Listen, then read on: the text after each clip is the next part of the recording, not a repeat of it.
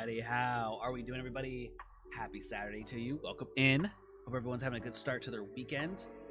Been a minute since we rolled some dice. I'm excited to have the group back together. As always, I turned off all the loud alerts and TTS and all that stuff. I'm going to give all my attention to the group and the DM since he puts a lot of work into this for us. So I might read your chats, but I might not verbally out loud say anything. If I need to, I'll type in chat, respond back. But for the most part, I'm giving my attention to the group to be respectful. But yeah, so kick back, relax, and get this started.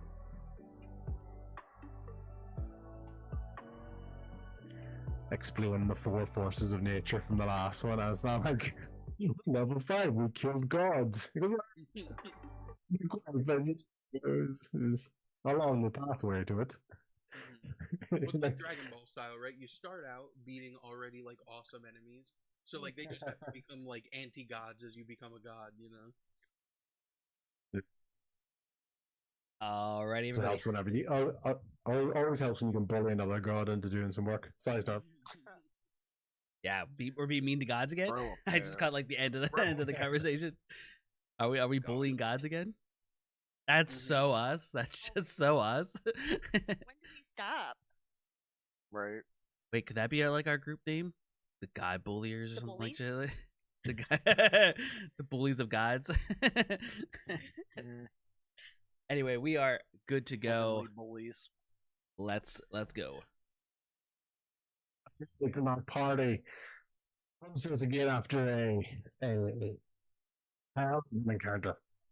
Fight with Borson that the party worked their way through the 5 rooms and basically encountered Freya, the trapped entity, the spectral wife of Borson, the friend of Porter, and within our party, who had been part of the original encounter that had triggered a lot of these events hundreds of years ago. The party, through a combination of grabbing the magical artifact of the Tree of Life sample from the tomb top, and through a tense bout of negotiation and a perfect spiral throw towards Tommy across the room, negotiated with the spectral entity of Freya to allow the party to pass, but to not keep a precious inscription from her fallen husband that the party were able to find was the reason that over time and through legend and story that this small sapling token was known as the One Tree, because it was a token from Odin to his wife where he described her as his entire world. So as she dissipated into the ground, our stone golems went still. The spectral hounds of the family dissipated as their master left with the token.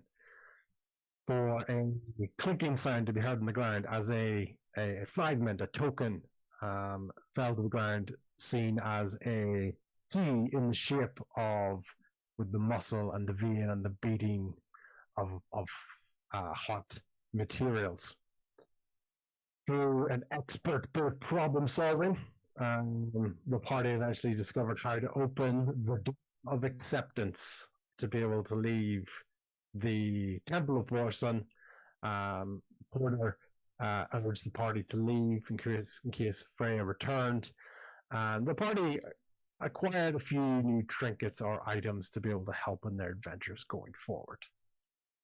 They slowly made their way down the hill, Claude being helped leaning on his party's shoulder as they made their way down the mountainside through the chills of the wind and the cold as they became gentler and gentler, and the party made their way and find themselves basically at the very similar campsite that they had the night before, in the valley amongst the trees, figuring out their next port of call. As the sounds of birds were overcome by the sounds of owls and crickets in the nighttime, the party Thankful for their escape, um, with the Tree of Life sapling in hand, took it easy for the night and find themselves waking in the morning time. Before the party begin to awake, Tell, you are basically having a vision sequence within your awkward night's rest. You find the pendant around your neck is leaning down on you, not particularly heavy, but a significant emotional feeling for yourself linked with your past. And you start to come across an image building in your head. You're not flying, floating, but you find yourself high up in the air, a nighttime sky, and clouds begin to form. You start to hear rumblings of thunder, subtle crackles of electricity as you go through, and these clouds begin to form into a large entity, ginormous entity that you know from your past. You don't need this to be named. You can name this yourself as you want, but as you imagine in a dream, you know this. You know what this is. This large entity coming through. And before this entity begins to speak, this giant cloud crackling with lightning, you don't feel under threat. You don't feel any unease with this. And it doesn't even acknowledge you by name. It looks down at you like almost like a parent would to a pet or a follower. There's a softness to it despite the imposing nature on this. But before any words can be said, a large vine just creeps, shoots across in front of the entity in front of you, coming from back foot, and begins to envelop this entity and begins to surround it and contract and close in on this. And as you're coming awake, you're finding that this image is leaving you as it goes away. The last image you see in your head is this large cloud entity crackling with lightning being contained, restrained, and pulled away from you by these vines. And you find yourself awakening. You don't have time to say anything. It's one of those dreams you don't get to say anything. There's no time. And almost the last thing you can kind of see is from your point of view is your hand being pulled away from this as you wake up. Okay? Yeah. You can see that? I know. Yes. I'll leave that up for a couple of seconds just as you are coming awake. And the first things you then see as you wake up is Porter off to the side, basically nestled in between Claude, who he recognizes having taken the most damage from the last session, as well as Tuggles. So the other person he's in between is Tuggles. And Tuggles looks like he's having an incredibly peaceful sleep. It's not unconscious, but a very, very restful sleep. One that, although the party haven't known him for a while, there's less tossing, there's less turning, and almost not quite dead to the world, but a very, very peaceful sleep. So, Tell, you're the first ones to wake up at this time. Anyone else who's awake, that's absolutely fine. It's not essential that Tell is the first one to wake up, but Tell finds himself rising. Porter's aware. Claude's still unconscious. His been a rough sleep. It's a sleep of recovery for him. And Tuggles, while has taken damage, is very much at ease. He's almost curled up in a giant fetal position for himself, and just almost with a calmness on his face.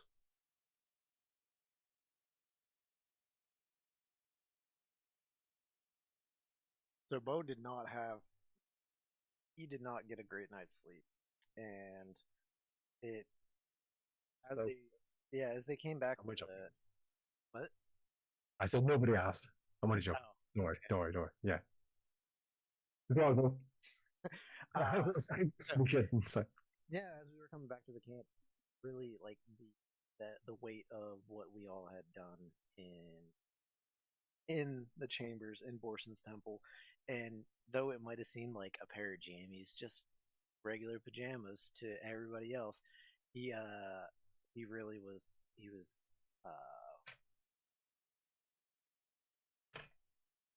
just going over all the loss in his head of what it meant, the weight of what it was that he lost, and it wasn't just a pair of jammies. Uh, it was one of his memories of his grandma. So he did not sleep well, not just because he Yeah. didn't have his jammies, but just because he could not stop thinking about it. Um, and so he kind of like did not have It's like a good night's shot. sleep. Yeah. Yeah, There's almost been like a shot of adrenaline with yourself as you've been going through the night because you had those moments where you took the risk to grab the tree of life. You had to stare down with this incredibly imposing spectral Freya, and yet able to contain your nerves, clear thinking, or at least quick thinking, uh, regardless how clear it was.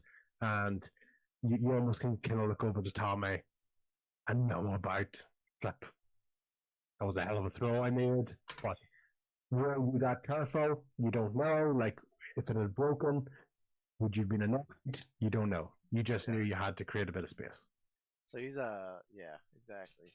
But right now he's feeling quite broody and gonna probably want to make some space from himself and from others. A little bit at camp, maybe uh try to do what he thought would, I don't know, him and his grandmother connected with, which was play instruments. So he's probably gonna be playing some somber tunes. Maybe try to attune with that that banjo, or just try to get from one with it. You just want to sort of reduce you want to become more, more aligned, more tuned with it. Hopefully, let it be a little bit less erratic.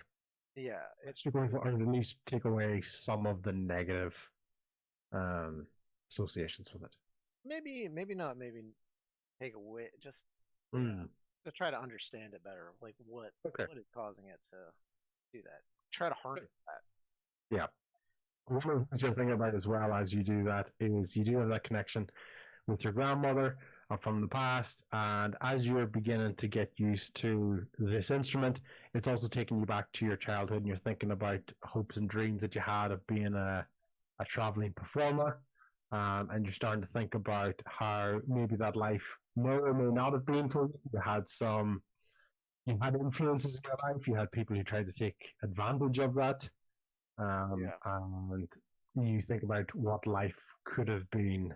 You even think back to an imposing figure when you were very young, very large, top hat, who was trying to negotiate with your family to be able to have a greater influence on where your career and where your talent could take you. And you think back of what that life could have been versus where you are now.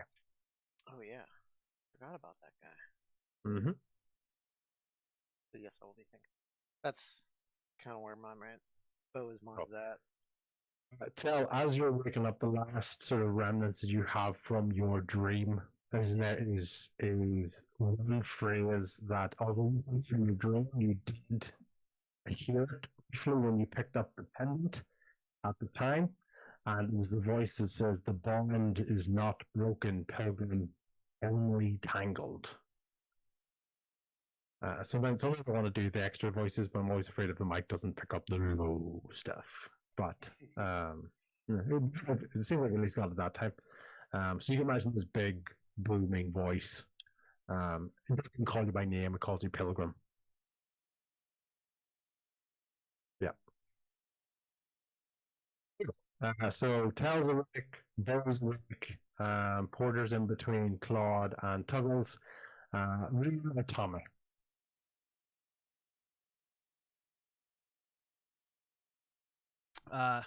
Tommy's awake. He's Snape didn't say anything. It turned out they died. There's nothing to be said.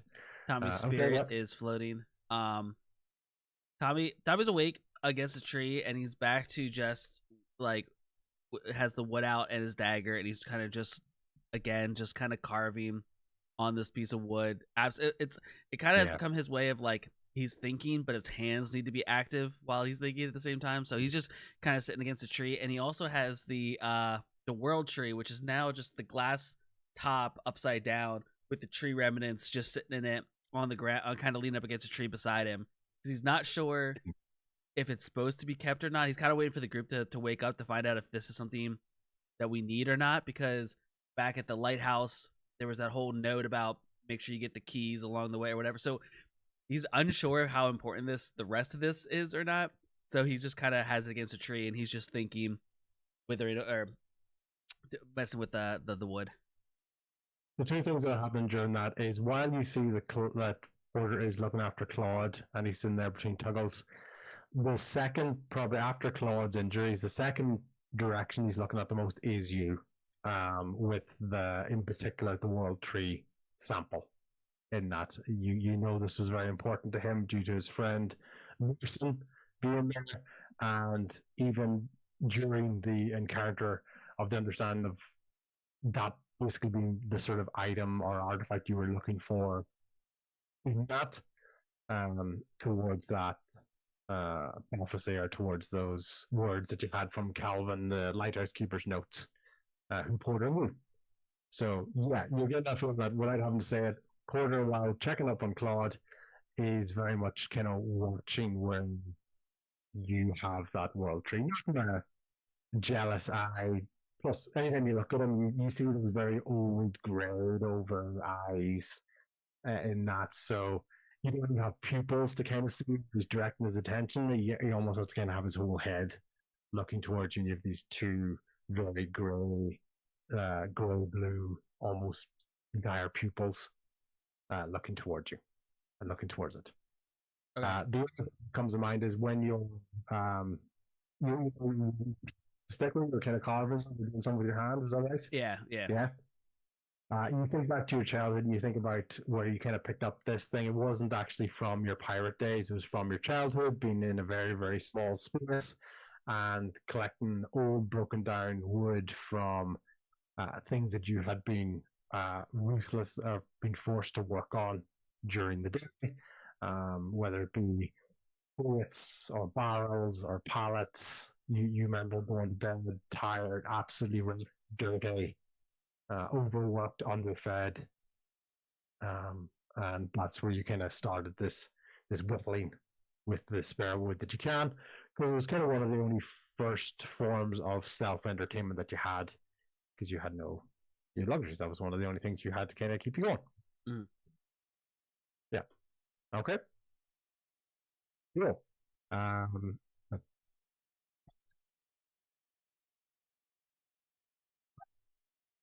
Now, Paul is in different directions. He is out for the count, but just sleeping.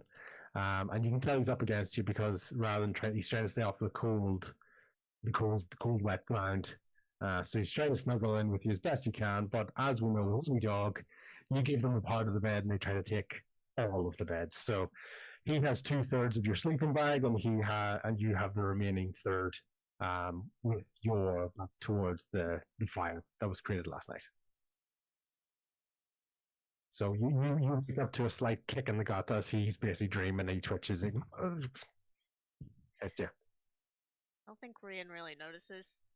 She's sitting up and holding Cassera's tentacle, just staring at it, trying to think back to everything she's learned from Jarvis, every myth and legend that her tribe had or her family had, to see if there's anything that can help her understand this feeling of a storm growing inside of her that had released while we were in the... How stressed do you feel when you're sort of thinking about this? Is this more contemplative, or do you find at moments sort of kind of a little slight adrenaline rush, or what's your sort of thoughts at the moment when you think of that? She's probably scared. Mm-hmm. Something she doesn't understand that's happening to her right now. Yeah. Which is why she's frantically searching her memories for anything that can help her understand what might be going on. Find kind of holding there, when you're almost kind of zoning out as you're doing that. When you're more rational for a while, you're trying to think back to say things like you remember interactions with Jarvis, or you're thinking about stuff you read in books. There's very little activity with the tentacle. When you start to try to maybe connect it with stuff that's happened in the past, or with things that make you a bit more emotional, you start to see it reacts a little bit closer to how you feel. So it's almost kind of not quite linked to like your heartbeat or anything, as obvious as that, but when you get more emotive and reactionary, it tends to be a little bit more active with that. Okay? I think we probably notices that subconsciously, but Yeah. because she's so afraid still right now, it makes her run from those memories and go into safer areas because she's like not sure she wants to make that connection at this point. So you practice in that sort of almost repression of feelings whenever you really need to. You know, that fear has made you very good at that type of repression. When you can do that, the tentacle almost can't see, if that's the right term, can't see past that. So your repression, your intentional repression, does work on it. So it's not like it truly is getting to the depth of you, even if you try to hide it. It's unable to bypass that. So if you repress it and let it go and make yourself forget about it, it's going to be a bit less reactive to you. Okay. I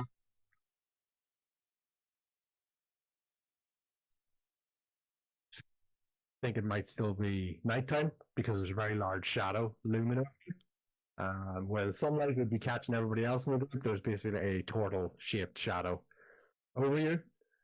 So when you wake up, you're actually quite surprised to see as much activity around you, because it is actually that time of the day.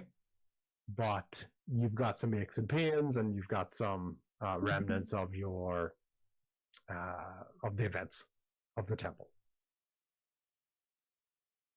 Was that me? Sorry? Was that for Claude? Sorry, maybe it cut out there. Yeah. Okay. Yeah, so that was for Claude. I'm Claude. Doing that, you record just that you've got the physical consequences of it. You've got a little bit of pain. You also can remember 2 points in that state. One is, thankfully, as you look across, you can see Tel, and you can kind of remember Tel's voice beckoning you from that void. But you also saw the impact and the tinge, the very confusing mixture of rage, sadness, depression, etc., that had come from the Freya entity attempting to possess you in that, but you were able to withstand that. So, not that you don't have enough material, but here's a bunch of you feel everything all at once, mentally and physically. Go. What do you do? So I think now that we've been through this rest, the physical fatigue, now that I've kind of recovered from it, or that Claude's kind of recovered from it, I feel now I'm feeling the mental fatigue portion part of it, and kind of analyzing the emotions. And I think the thing that stands out the most is seeing Freya burdened by all of the anger and sadness of her journey and her story. Makes Claude feel like he doesn't want to go down the same path, and kind of giving up the sword to the doorkeeper helped him kind of let go of some of it, and it's not completely gone, but he realizes how much weight those emotions put on him, and how much they were starting to drag him down, and he wants to let go of that, and his hand goes to Oathbreaker that he somehow the doorkeeper gave back to him, and that sword is still a symbol of what his father did, but he's trying to let go of the burdens that those weren't his sins, they were his father's, and he has to let go of them. So I think he'll kind of sit quietly with the sword, and he knows there's something different about it. He doesn't know what it is. So he'll try to do kind of like an attunement, or like the equivalent of whatever he thinks it might be, to kind of connect with that sword and see what's different about it. So does he feel anything there?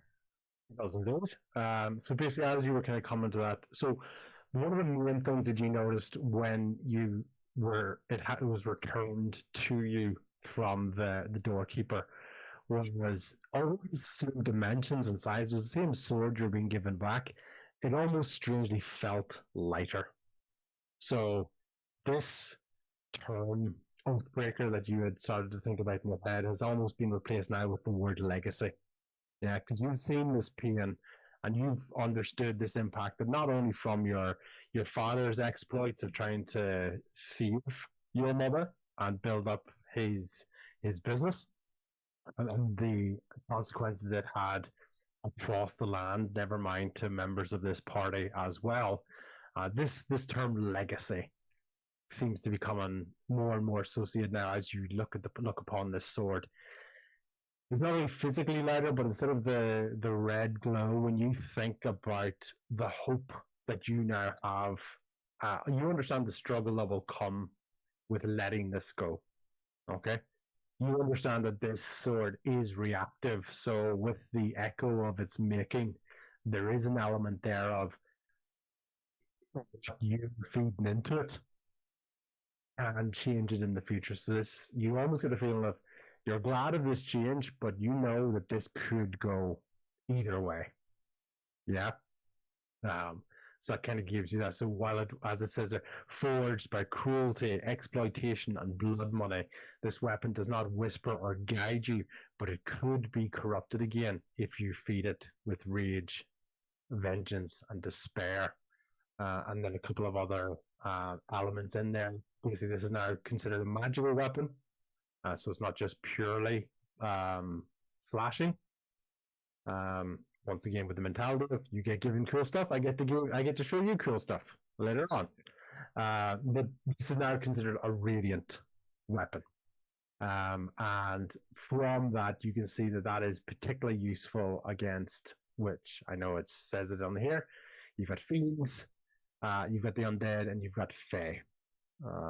Very much entities of a different world on that. So it gets considered as a magical item, but also the lightened burden. So this feeling of it feeling lighter and protection more rather than striking out with vengeance and pain and suffering. You do have an advantage now on your first saving throw of each day from being frightened or charmed. And how that would play out is if it succeeds, the blade itself feels a little bit warmer, like warm sunshine on your face. So I will send this to you, but you now have the legacy blade as opposed to the Oathbreaker. So hopefully that, yeah. But that is not a permanent state of mind. That is very much in consequence, and even from a meta point of view, gives you that flexibility of how you want to play it. This is not me saying, you're a good guy forever, no matter what you do. You do bad shit, it will react, and you will potentially see that in the future. Okay? So as you're getting used to that, you have a very large hand touches you on the shoulder, quite soft, and goes, "Are you okay, my friend?" This very slow, deep, unemotive voice, just air passing through the lungs and the throat of this large being as you hear Porter's voice beside you, checking up on you. I look up at Porter. I give him a small smile, and I say, I don't know if I'm okay, but I'm better than I was yesterday. Thank you for... I'm glad to hear that, my friend. I'm glad to hear. And you can see like I said, you're looking into his eyes. They're kind of just grey, blue, almost domes, like marbles in his eyes. There's very, very little change in the expression on his face. So it almost always looks like it's 1,000-mile stare when he's looking towards you. So you just really have to go by body language and go by voice that he's asking these things. You get the feeling if you said that to somebody else, there'd be, a sympathetic smile or something. He doesn't really have that, but at least he's listening intently.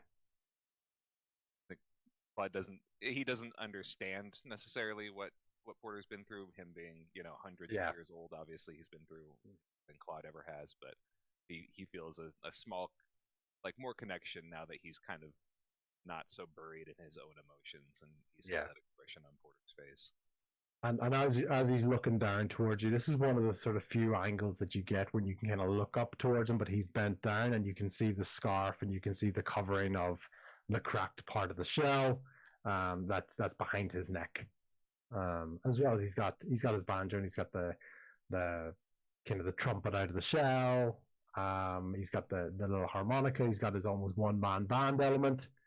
But his stage presence comes from his presence of physicality, as opposed to, say, Bo's performative elements that you'd see with that. And you can see Porter looks over and he notices Bo, and you can hear Bo's basically somber, slow paced tunes of the morning. He considers for a second playing along, but he thinks that this is more of a moment for Bo, so he's just going to keep his instruments on hand. Tuggles, you wake up. I certainly do. I am awake.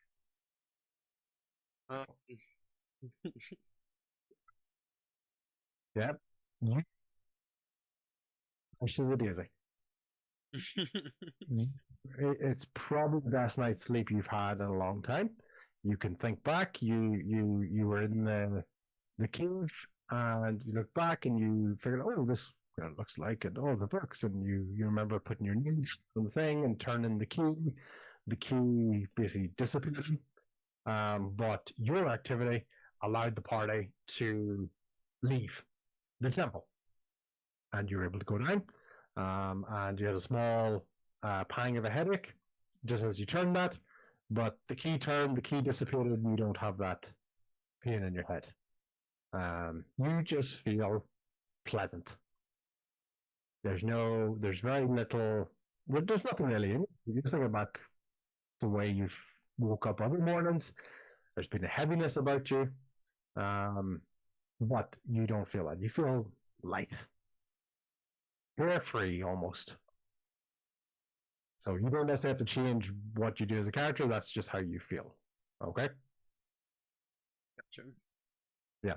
One thing that is as you wake up and you're kind of sitting up, there's a clink around your neck. And you look down and there's this strange tooth podium around your neck. You see if I can get this properly, sorry.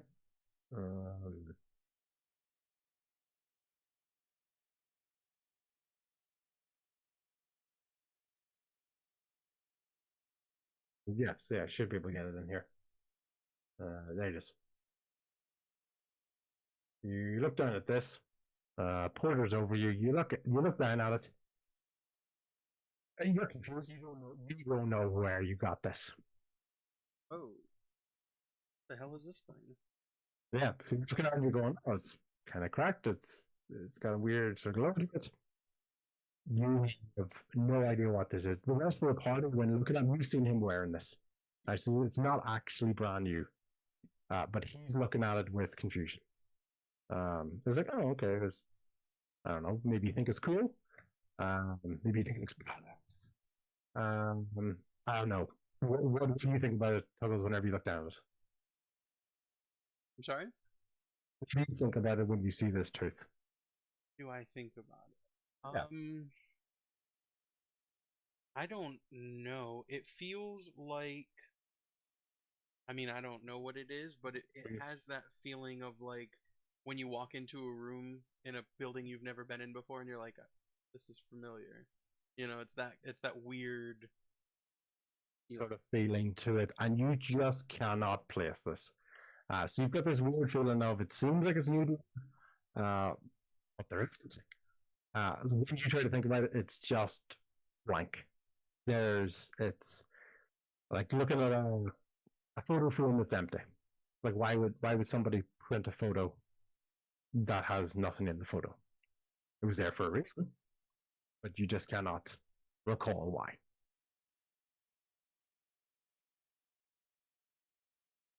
Um, it's the only whenever you wake up. I probably gonna go, okay, just get in there. It's like something new. Oh, okay, what's that? And you kind of move on. Mhm. Like there's no guilty feelings. There's no maybe it gets stuck in your head a little bit, but more like I'm sure it'll come to me at some point. Yeah, I'm wearing it the same as I'm wearing like my leather boots or Exactly. any other garment that I've got. No, there doesn't seem to be any sort of an extra connection to that for you. Well, all right. It's up to you. It's up to you. Even if you bring it up, or if you're just looking at people, because well, they're wearing stuff and I'm wearing stuff, and yeah, okay, cool. I'm gonna just leave it for now and chalk it up to Yeah. like I feel a little weird today. Mm-hmm. It's Yeah. gonna we'll whatever. I'll just day started. Let me get going. I'll come back to it. We'll table it. Circle back. Some breakfast going, and see what's happening. Nice. So everyone's sort of up in the morning. You're feeling at least fresher than you were from the night before after the scare, the fear of the night before. Everyone, it's stuck in your mind. But you're out. You're on the other side of it. Who wants to kick things off with anything they're thinking of?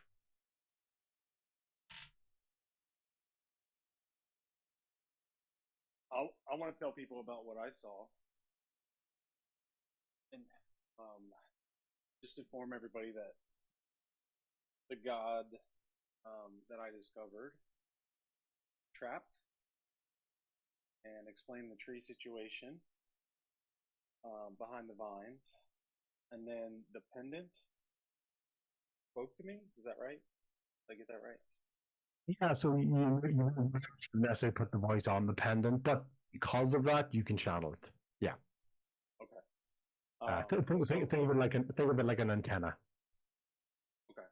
So yeah, someone's talking to me through the pendant, and I want to explain to everybody that I did see, my deity, and name's Omniscient. OHMNI. How did I spell shit? SCINT. Yeah. Yes. And that Which was a total Talamus idea, by the way. That was fantastic. I loved that whenever I saw it. So yeah. So wait, Tal, you're telling us it showed up in kind of like a storm like format? yeah, he Did so did it speak to basically, you? he looks like a cloud. He did speak to me. And then It's silent. trapped, tangled. The deity was silent. Okay. So it's kind of So like he a did like a speak not to me. speaking, almost like a silent, but like a storm-esque kind of features to it. Yeah, and I just saw a vision of him trapped behind vines. Basically, this is out of character, by the way. Yeah. So he's he's in a cloud. He's got a lot of lightning around him, which is he's an electric god, and yeah, he's called. I would assume he needs help. Trapped. Yeah. So the closest sort of remnants that anybody's thinking about at this time is, if you think back, actually let's do a history to see who actually gets the memory. And is thinking about all this lore right now, so I don't know if she know anything. 18. With advantage. So Everybody with advantage? no, just tell. Oh my god, I got a natural one. Okay. So Rune is so enthralled by the tentacle that she doesn't care about, like, she knows about Cassandra, but she doesn't give a shit about Danu or any of those four forces. As far as she's concerned, she's got a beautiful, fluffy, cuddly dog with her and a reactive tentacle. That's all that's in her head at the moment. Well, 13 for Claude. 11 for Tommy. 13 for Bo. Teens, are you thinking? You just sort of know about your day. I think I'm a little oblivious to this right now. Yeah. Cool. Tell, you don't say this out loud, but you're thinking back to it, you can decide to tell what you want, right? You were thinking back to one of the last times you guys were in Daggerford. And as you remember, you were enjoying Aid, the basically giant volcano crab, making its way towards Daggerford. Okay? What you then think about for a while is that first interaction when you saw Aid the top of his volcano mountain. There was a very, very large storm happening. A large air type entity was having a conflict or a severe reaction at the top of it. Your closest thinking of that cloud, now that you have this extra image in your head, now that you have a visual to link it with, because like most gods, they're figurative, they're what you see in books or stories, etc. Now that you have this connection with this vision, that's what you think you saw at the top of that mountain that was initially having that conflict with Aid.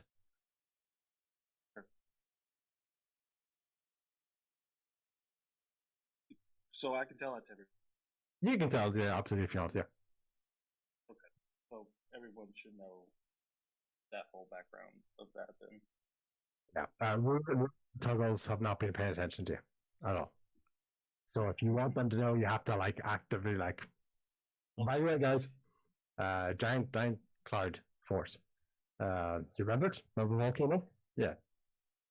Like before I was here, so I feel like I would need to be brought up to speed.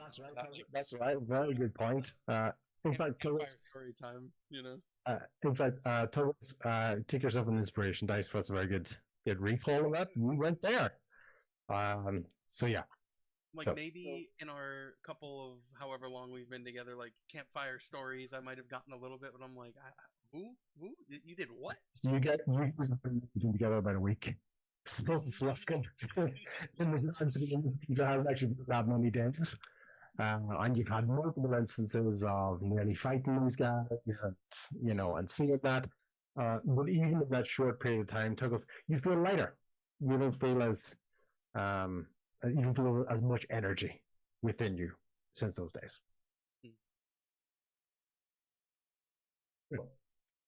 So Tal says to everybody, you pick up Tal's talking, and you kind of pick up on what he's saying as well. I thought for a second, Rian. That was my guy.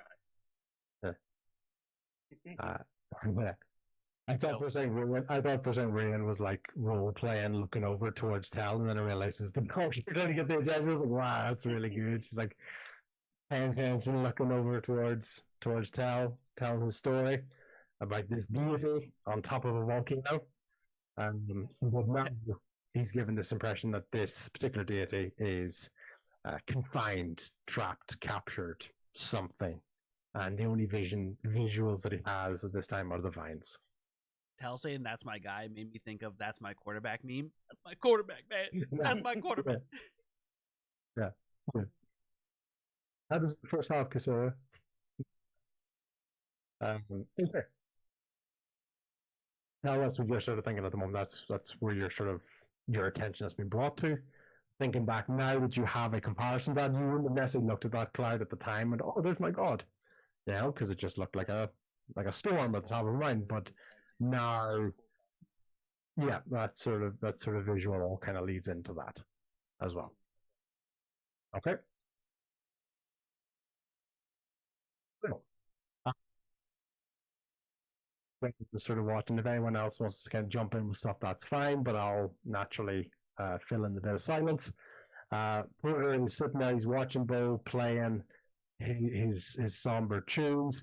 He's watching where he's watching where Tommy rests the tree of life sapling, and he feels content. Claude seems to be lighter, seems to be a little bit more at peace, and you kind of get the point he's going to sort of recap on things of okay, there's a bit of what you could describe as Porter, a little bit to him, to kind of move, to keep going, to do something. All you guys can think back to is, Tommy, you can think back to the tomb, where you saw that kind of tapestry around in the stone around the tomb itself, and you saw that life of Borson, and you saw those three key individuals in his life inscribed on the rock. You saw the very large portal-esque shape. You saw the diminutive fellow, and you saw the Borson character, which was consistent across those pictures. Bullock, while thinking about his past and where things have come from, is also still kind of feeling that adrenaline of staring down the very imposing and frightening Freya.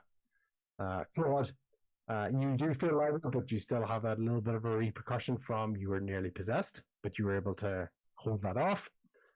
Ruben, just confusion for you. Probably can make sense to you is Tobin, and this party that you are gradually becoming more and more accustomed to as generally a bit of a solo flyer, someone who only really had sort of Jarvis in his life, and even with Jarvis's family, you kind of not begrudgingly got to know them, but in your version of trying to be close to somebody, you became part of his extended family. You think back to Daggerford and his little boy running up and giving you hugs, and you can be a little bit awkward, but it's not like it's the first time he's done that. And it's not like there's any jealousy between, you versus his wife. That was never the relationship you had with Jarvis. She almost sees you as almost like her stepdaughter. Like this is just part of the Jarvis package. To be with Jarvis, you've got Rian in your life. Okay? And Tel is thinking back, and he's got probably one of the stronger spiritual connections you've had for a while with your cleric background, but for the longest time you've either been on the run with your pilgrim Vulator component, as well as even thinking back to the last time you saw Rusty and your shared connection with the slave trade and how the Marcel family were revealed to be involved with that.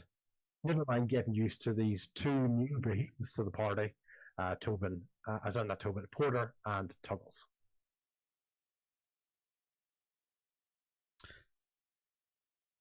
Tommy, sorry, I didn't want to interrupt anybody, but Tommy definitely, once he saw Porter up, would have gone over with the World Tree and been like, this probably means more to you, and since he was your friend, than it does to me, and would definitely try to. Tommy doesn't want to carry it. He doesn't have a connection to it. It doesn't seem important to him, but he thinks it would be important to Porter, regardless if it is or isn't. So he definitely would have offered it up to Porter. Porter, once again, you're just looking at I know I keep describing these, but I kind of just want to sort of re-emphasize this is one of the most striking elements of his face, never mind being a giant portal. We're not used to people like this. This is so old and degenerative with his eyes, but you still got to feel he can see you, so it's not like a blindness. Okay. And he respects that. Once again, his facial expressions don't change a lot. Probably one of the only things you notice is almost the slight, not hesitance, but there's a little tiny shake to his hand as he reaches out, and he thanks you for that. What in your hands is almost like a fishbowl, or let's say like a medium fishbowl, because it's turned upside down now. Large snow globe. It's slightly bigger than a tennis, almost like if you were holding a tennis ball. That's kind of what it looks like in his hand. I definitely am cupping it with both hands as I hand it to him, and so he looks at you, and you kind of get the feeling like Porter doesn't really offer up a lot of information. He's responsive, he's reactive, so he's not really going to lower dump on you unless you're sort of an actual audience that wants to know about it. But you do get the feeling he takes it, and he's got his shell, and he's got like a little satchel at the back, and he looks at it, and he kind of carefully puts it into his little satchel, still upright. He's still conscious to keep it upright. He's not like chucking it in there. And he's keeping that sapling going. And he does say, of anything goes, I believe this is a piece of what Calric talked about. When his mental state was deteriorating, he talked about a tree of the world. He talked about the barriers. He talked about gateways. You never quite could understand whether he was wanting to open them or shut them. And you can kind of see him almost reminiscing of those days by the lighthouse with the fog outside of Luskan. Yeah. And, well, Tommy would be like, well, obviously you know him better than anyone, and I think he would want you to have it more than me. He just says, you looked at his tomb. Did you get any idea of when this happened to him? Because if anything, the thing that surprised Porter the most when you noticed it was that it was actually a tomb. It was that he was actually dead. That's what you kind of recall from when they entered that room. He never really gave indication that he was definitely going to be talking to his friend alive. But you get the feeling that he was at least a little bit surprised. From that, you do recall back to the you had whenever Tuggles touched the vines, and you saw that fight. You saw those three individuals where you recognized, and you saw the impact that Borson took from being stabbed. But you never really got the impression that, at least from what Porter was telling you, that you wouldn't have thought that killed him. Or did he die a long time after that? You've looked at the tapestry, so you know that he headed back to the kingdom. You know he's kind of ascended into that position. So I was gonna say, can I do like an investigation to see how much I really got from the pictures, like if I understood it, or if it was just a very like image, and I have like a general idea. If you want, absolutely. You did see it. It's your sort of interpretation of it, and you can give an idea, even if you're trying to recall the order of images and stuff. So Tommy saw images but didn't put anything together because that is a nat 1. Yeah. I definitely like looked at it, and like I saw that there was stuff, but like he's asking me a specific, and in the heat of what it was, Tommy didn't really put together a storyline. It was just like basically seeing a jumble of pictures as I just quickly kind of went around the tomb and saw it. But so I'm just kind of like, yeah. I mean, there was like images, I think, on the tomb, and he feels there's like, because of his quiet presence and overwhelming, Tommy feels a little uncomfortable that he doesn't have the answer. So he's like, yeah, there was like pictures definitely on like the tomb and stuff, and like he was there, and like Tommy just like kind of trails off, like not to know what to say. Towards him in the morning sun was kind of just coming up over the trees. Even your position compared to the sun is like he's kind of eclipsing the sun from where you were, so you were very much in his total shadow. There's just this very faint sunlight line around him as you were, because even as him sitting down, like he's still over 6 feet tall, sitting down, and because he's kind of sitting on like a rock or a log. Even as you look over to the side, there was like a log that people would sit at a campfire. One of the ends of that is broken, and you can see its piece of shape where Porter tried to sit down on it earlier on. It didn't hold his weight, so he sat down on a rock beside it. Everybody else was basically so wrecked and tired that kind of happened in the night, and you didn't even notice. So you're feeling flustered, and although you looked at the stuff, you can't recall it at this moment in time. Yeah. And if anything, the sheer presence of Porter just looking at you with those eyes, with that expressionless face, almost kind of blocking out the sun as you're totally in his shadow. Tommy very much does the thing where yeah. where he thought it was just going to be the simple interaction of I hand this and walk away and wasn't ready for a question. So he does the thing where he's just going to change the subject where he's like, the thing about, and he turns back to the group, right? So we got the mountain part done, right? And he's like walking away from Porter, just like addressing the group, right? So we got the mountain done, and the other place was the forest, right? Is that where we need to head next? And he's like looking to the group to like help him in the awkwardness of the moment. He just started another conversation with the group, hoping that Porter isn't looking for and more. As you finish that sentence, that's that. So while Claude felt kind of like the left hand, coming down and checking on him, you feel this large right hand just touch. You know he's trying to touch your shoulder, but it's almost like encapsulating the back of your neck, and you just have that at the moment, and he just goes, "Thank you for this." Very still, very quiet, very deep, and you just get and then the hand just comes away. All right. Yeah, you're welcome. So guys, where to the forest are we supposed to go? Yeah. Is there a clear trail? Do we understand the direction, the reference, or would?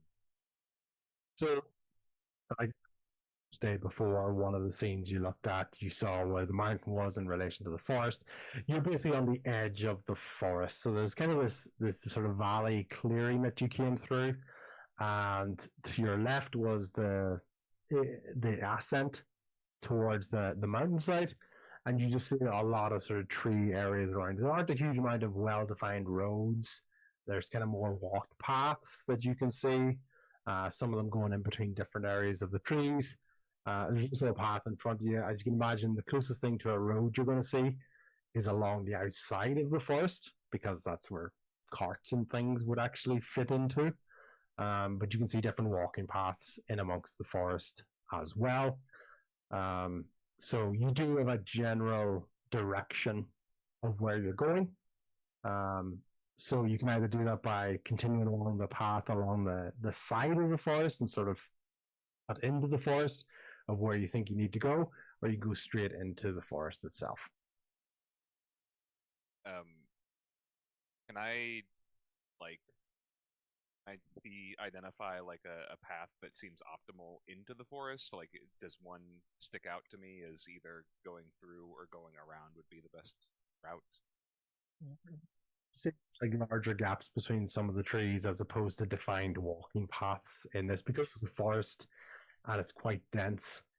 You might not necessarily see a lot of consistency in terms of this is the path that people walk when they're going into a forest. That's probably what the closest thing to that kind of dirt road that you're on at the moment. So while you're looking at that, you've basically been checking out your pendant. Yep. And as you've been thinking about this, there's almost a moment of clarity comes into your head as you're looking at it. Okay, and you're starting to read this and make this connection to looking back at the Daggerford and seeing your entity, this god that you can recognize is there, and you start to really understand your pendant now. Yeah, and I'll put it there. Oh, very cool looking. Took you a while to attune to it. It's called the Knot of the Departed. Okay, so once per long rest, you can cast Speak with Dead using the knot as a spell casting focus. There's an element of this. You looking at this and you're trying to think back to your history with I won't say the name of the group because I don't think you've said it out loud yet, but you know who they are. You go back to history and before your time of being the slave as sort of a young acolyte of this, and you had started to recognize that, and this is where you start to notice the slightly distorted nature of the artifact. Okay, you would recognize more the blue vines and the electricity and the lightning that kind of comes with this, but the almost infection or the crawling over of the vines that are on top of this. Okay, so you know it's not as powerful as it could be or would be. Okay? You can basically talk to these things, and when you're speaking with it, I'll send you through this picture. There's a chance that when you're asking the question, you might not get exactly what you're looking for. Okay? Obviously, for storytelling purposes, you will be surprised the first time you get it too, but you'll kind of see where that comes in, and it won't look like the DM's just hiding information from you. Okay? But basically, when we're D6, there's a chance that because this, it could be distorted by Fey interference. You could be hearing riddles, laughter, half the truths, not quite. You know, it's like, how much can I really trust this? Okay? 3 to 6, you get speaking truthfully, as you would expect, or at least as much of the spirit that you talk to can provide you. Not all spirits are omnipotent or all-knowing. They'll know what the living person knew. Okay? Inspired by your hooks to bring Claude back from the dead, this natural component of it, this blessed bark, as it's called. The first creature you heal during combat gains +1 to their AC until the start of your next turn. Okay? And on their skin, it almost appears like a faint bark pattern to this. Is almost like an iron bark type shield. It doesn't actually change them. That's almost how the spell comes onto that visually. It's seen for a moment before flittering away. Okay?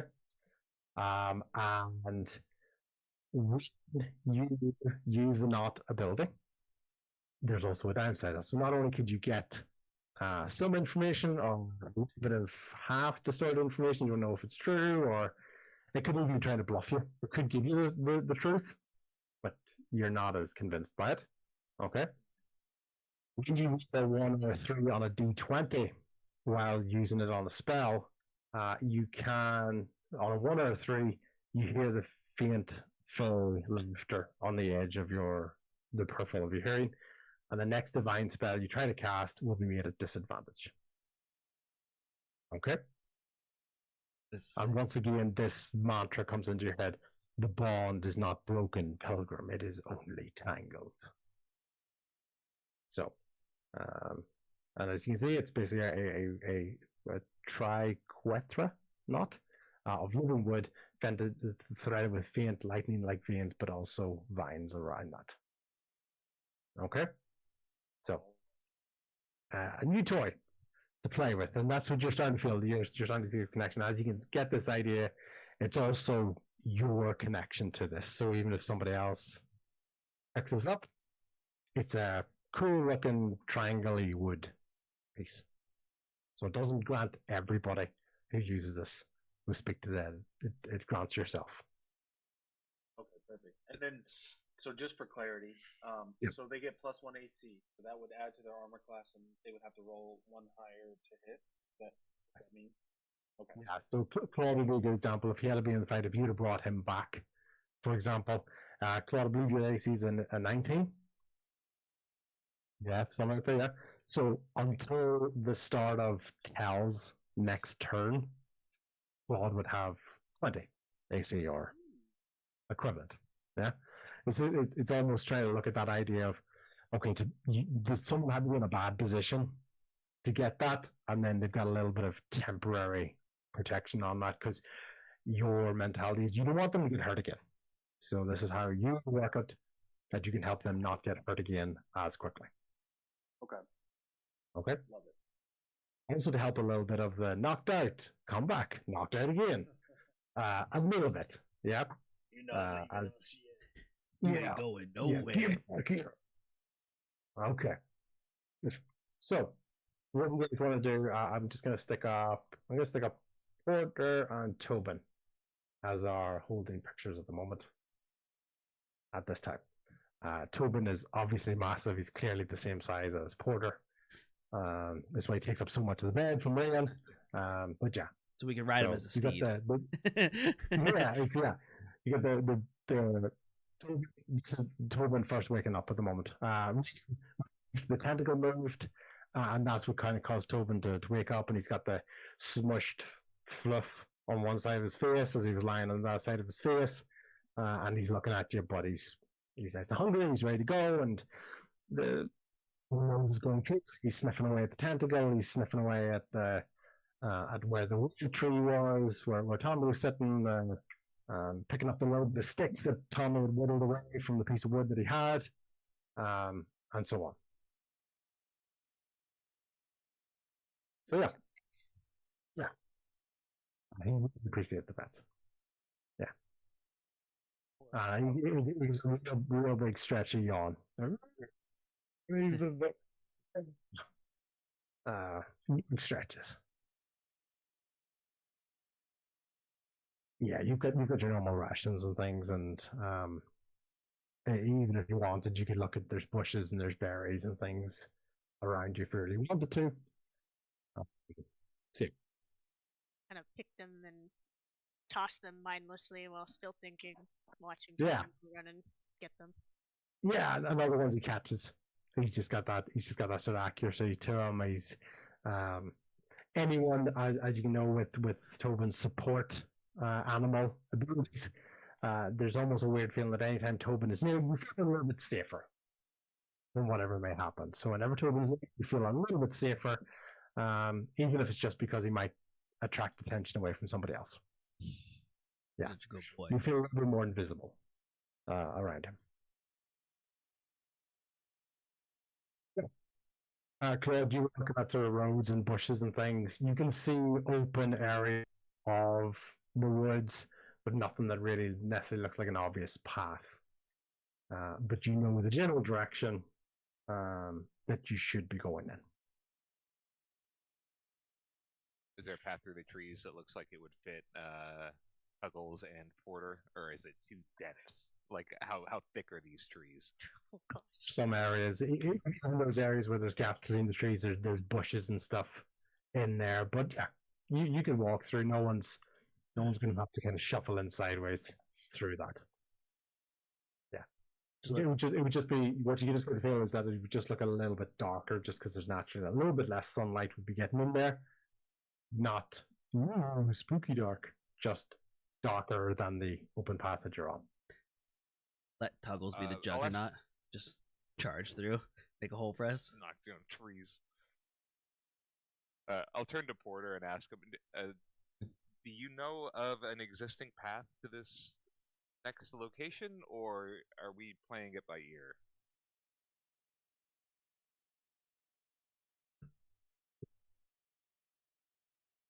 You're cutting out. Sorry, you're cutting out. Yeah. Try again. So he calmly says, "Yeah, I think I know where I'm going." He's only ever been there sort of in passing, because he just knows of this area called the Neck of the Woods. When he says that, that's the clue he sort of got from where they were going. Tuggles is remembering that name. He doesn't know why. He thinks back to a vision that he had a while ago where he seemed like he was a bird of some sort, and he saw this area with waterfalls and a large stone structure. And with his survival abilities, he has the best sort of natural connection to this. So, Porter has an idea of should be going and what it is, or knows of it, at least in his journeys. You get the feeling that in his journeys with Borson and Alio, that he would know it. He didn't have to interact with it directly. And this term strikes a bit of a recognition with Tuggles. Yeah, I was gonna say I also have because of my background as a wanderer, I have, or as an outlander rather, I have the wanderer feature, which gives me like a good memory for like geography and kind of general navigation and stuff. I can like find the layout of terrain, I can find food, I can do stuff like that. So I can definitely be helpful in terms of that. Let's go back to your siblings, which you haven't talked about, right? And you and your siblings were told of this by somebody, but for some reason you kind of gone blank on who told you that. But you were told of this, and you've seen something that would relate to that in that vision that you had, so you have a good general idea. You have an idea of who you are. Yeah, there's an area with sort of multiple waterfalls or kind of like a cavern. It's not a high traffic area, as you can imagine. It's not like it's protected. It's not a town or anything. It's just sort of starlight. So you're getting a little bit flat from your head. You're starting to look down at a paw from your vision that you don't recognize. And even in that vision, that individual basically passed away, even in the vision. So your thing was, that's just a picture in your head. You're not even quite sure if it's your story, if you've been told it. So yeah, so a combination of Porter knowing what they should be looking for, or at least where they should be looking for it, and Tuggles is Outlander. You have your general direction where you go. Tuggles, probably you would have a thought, and as a DM, there is no wrong answer here, of whether you go through the trees or if you want to go along the road and almost try to think about the trees as like, the triangle, the hypotenuse in the triangle. It's the closest equivalent to a as the crow flies, but it's not as simple and straightforward as that. Or if you want to kind of go around and up from that. What do you think? I kind of favor the going through route. I kind of see myself doing like the old, like rubbing up on some moss and kind of just like feeling the environment around me and like tasting the dirt and like dropping some grass in the air and being like, this way calls to me, Yeah, they're like the movies where someone's going through the Amazon, they're like hacking through vines and leaves with a vibe, Well, I think were you putting your hand up there? I'm not quite sure. Were you just like you want to say something, or if you just moved your hand? Sorry. Okay. Cool. Rod, from your thing, we're looking around. You've asked Porter. Porter's mentioned that. It's kind of it's kind of jogged Tuggle's memory, which has been letting him down. But he remembers that pretty clearly. And you get from Tuggle's attitude that he wants to, or he thinks it's go through the forest. He knows as well as anyone. Follow Tuggle's Porter. Yeah. So this is the first, I think it's one of the first times you might have heard or at least thought about this neck of the woods concept. I'm not sure if I've said it before or if it's been brought up by different characters. Is there anything you want to ask about that, or are you just happy to go, it's a place called Neck of the Woods? And so basically what I'm thinking is, as a party, as we're sort of walking, ask questions to each other, sort of build up that sort of what you know about each other. Like I said, Tuggles has only really been around for a week. Porter's been like even half a day less than that. And I'm just hoping how he's feeling about all this. Whatever. So, it's an opportunity that as we're traveling, you can kind of build up on those things for your characters if you want. Yeah, so I think to Claude, I'll ask above the table. Neck of the Woods is the location. The actual name. It's very known as the Neck of the Woods, and you do get the feeling that the word neck and woods are capitalized, as opposed to the intentional play on words of there's that neck of the woods. It seems to have earned this name. You sort of understand of even, sorry, did that cut out altogether, or no? No. I was not sure. Yeah. Okay. And Claude, you thought you'd known this because a lot of experience, obviously, with the merchant business and maps and understand what these things are. This is not like an economic center, which is where you've a lot more experience with where the human environments are and places that your father would have talked about making money and having business deals, etc. So it doesn't seem like a town or a city or even a village. It's almost like a colloquial term for an area. Yeah, this feels a little more off the beaten path for me and what I would know. But I'll ask Tuggles, because obviously he's familiar with this area. Like, Tuggles, is this like you know this place? You grew up in this place? Like, you Um, seem familiar with it. I know forests in general. I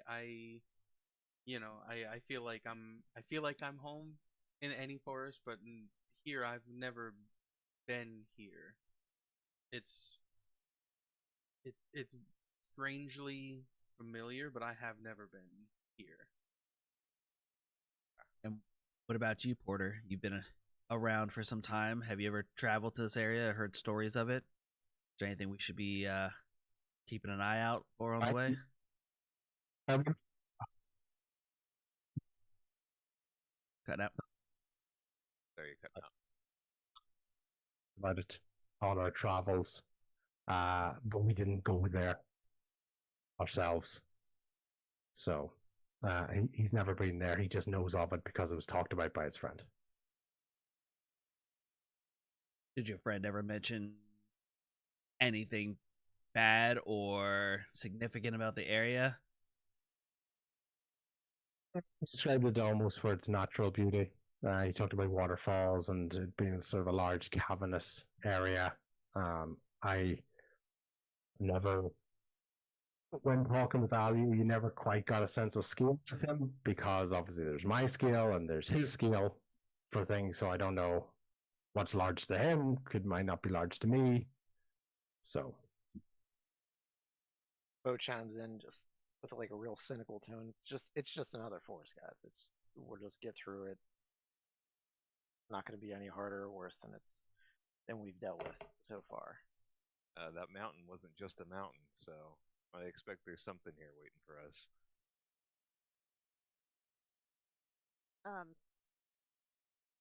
With the calming effects of Tobin, Brian's thinking more about what Tell said about a guy trapped, and it kind of makes her think of the hand that has come out of the sky a couple times.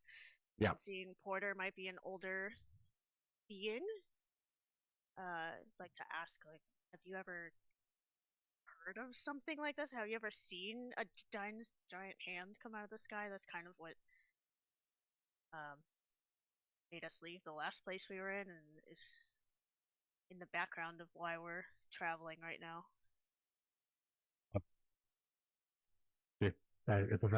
It's sudden almost for a Porter style movement. He said that is that I believe is Brasso.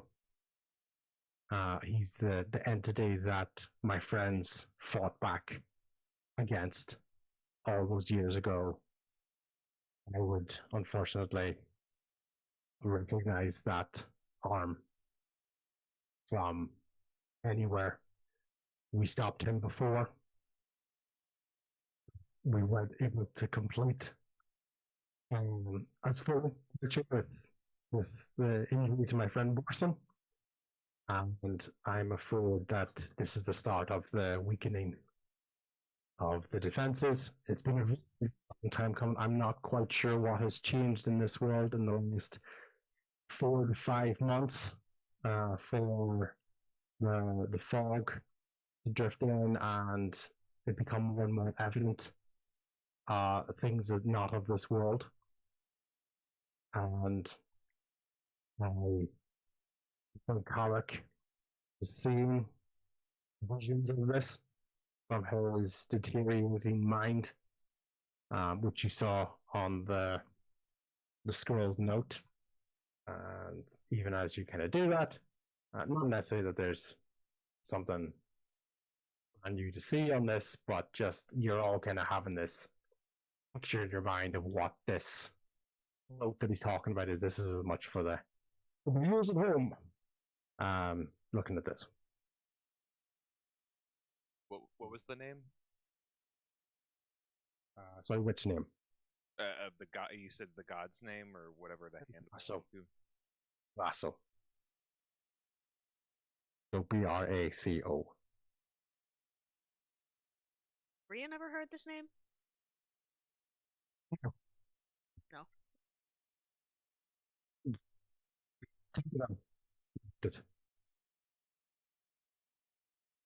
tentacle reacted. The tentacle Oh, almost shook out of your hand.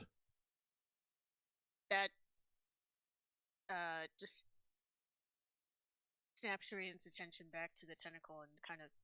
She's still weary of getting into those memories, so she shoves it into her bag, not really wanting to share yet. It's like you're almost kind of holding the bag tight because it's shaking quite a bit in there. But eventually, as you sort of repress it and sort of you've got an excellent poker face. It's well used to sort of not letting a lot of people in and not letting them see what you're thinking and what's going on. So eventually, that's what kind of causes it to die down. In that, if anything, Tobin's got his nose in your bag, and Tobin's the one that's always you're trying to direct attention away from it, and Tobin's just trying to get his nose into it. Yeah. And he goes and chases a berry that you throw away just to distract him.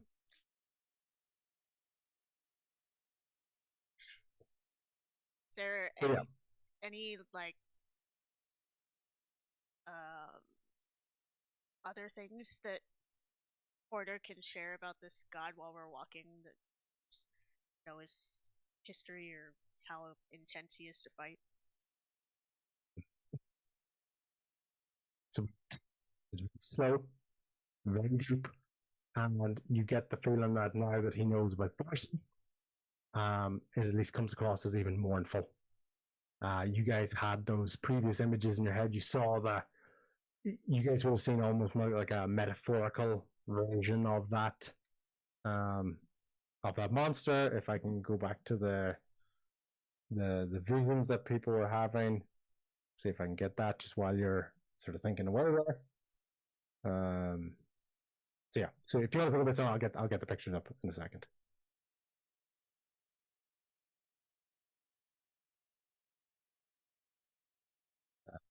So see if I can get these in here.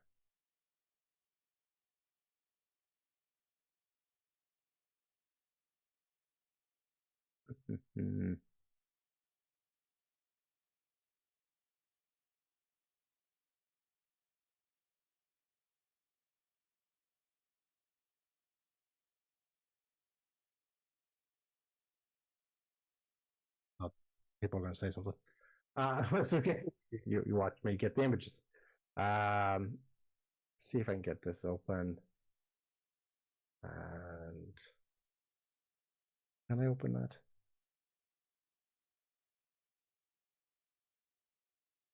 Just for reference. Does that appear on the screen? Yeah. Just the bear with Luskin. Oh, it's the same one. Okay. I don't want to turn off the sharing screen to then put on the one. But basically, you're thinking back to the images that you had with the large branch hand coming through and it being forced back into the portal and Borson being attacked as the three individuals fought each other. So Porter's kind of describing this to you because, of course, he wouldn't know what you saw in the vision. So he's describing it in probably a little bit less of a mythical, dreamlike state. But you get the feeling that they fought back against it and were able to push it back. But with the injuries they sustained, they weren't able to fully complete, or at least that's what Porter's afraid of now, that they weren't able to permanently complete the closure. And most people, it's basically died off into legend because it was so long ago. You get the feeling, even from the clues of Freya's notes, 500 years since she made her deal, and etc. So it was, you're not going to at least say 600 years ago that this event would happen.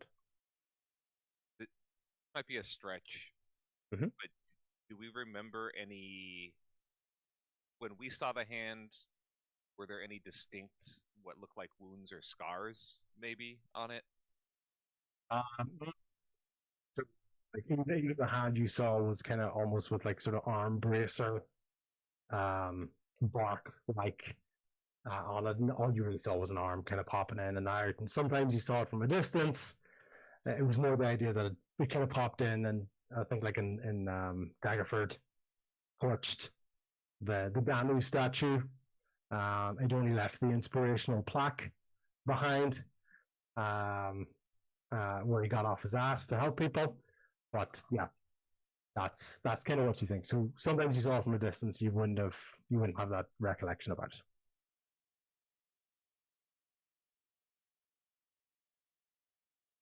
So Porter, as he's talking, is probably when he stands up, and you can tell as he's giving you these details and he's talking about it, he's kind of, not that he has to pack up a lot of stuff, but he's checking that you're still okay, Claude. He knows that the world tree sapling is in his satchel, and not that you often see sort of nervous energy with Porter, because you don't really see it from a lot, but he certainly moved. You are used to. He's quite normally not cumbersome, but he's smooth. He's thought out. Yeah. Slow, methodical, almost labored sometimes in his movement. As we're walking, I'll ask him about the sapling. Okay. Porter, do you have a green thumb? You gonna grow a new world tree with that? So he doesn't pick up on the joke at all when you kind of say that. He just goes, I just know this was everywhere. We felt these trees dying as what I believe is the gateway to prevent another incursion. So I would hope that this is holding it back, and it's something that we can replant and regrow and protect to hopefully once and for all protect this world from Basso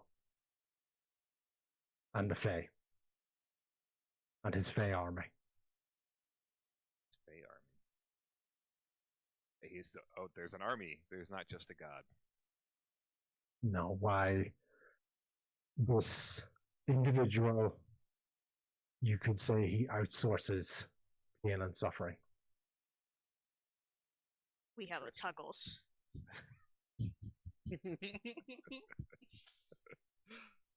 No. Where would you even begin to try and regrow something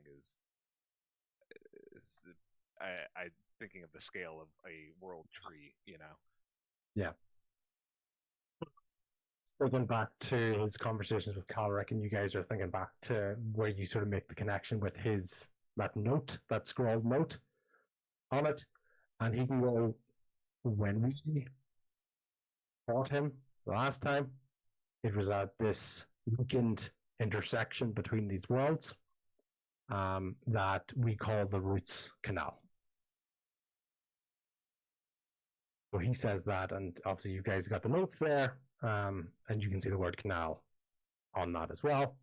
And you can see what looks like this weirdly scrawled out kind of map in terms of you've got Luskan with all the fog there, and you've got this path, but it's going the other way. You would have been traveling from Luskan. So, if who's got the Claude's got the best sort of military training in there. Claude, if you were looking at this, you would imagine this almost looking like a war table. And if you had units where the circle is, you would push them out along the shape of that angle. Controlling the coast, that would be one of your first sort of incursion points. So it's now with that sort of connection, you're starting to see a little bit more of did Calric see something he wasn't supposed to see, or why is this happening? But now with this extra context, you're starting to pick up a bit more. Or at least you're starting to make theories from it.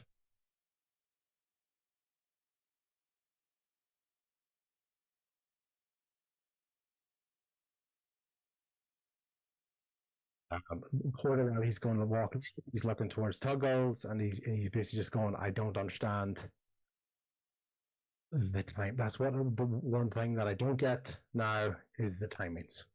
Why now? I don't understand. But we may not have a lot of time. What? He seems to have waited 600 years.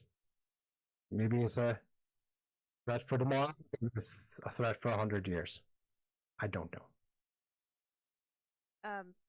Maybe can we share what happened the first time we saw the hand that we had just killed a goddess, Sarah? Yeah, so you haven't sort of said this to him, I don't believe.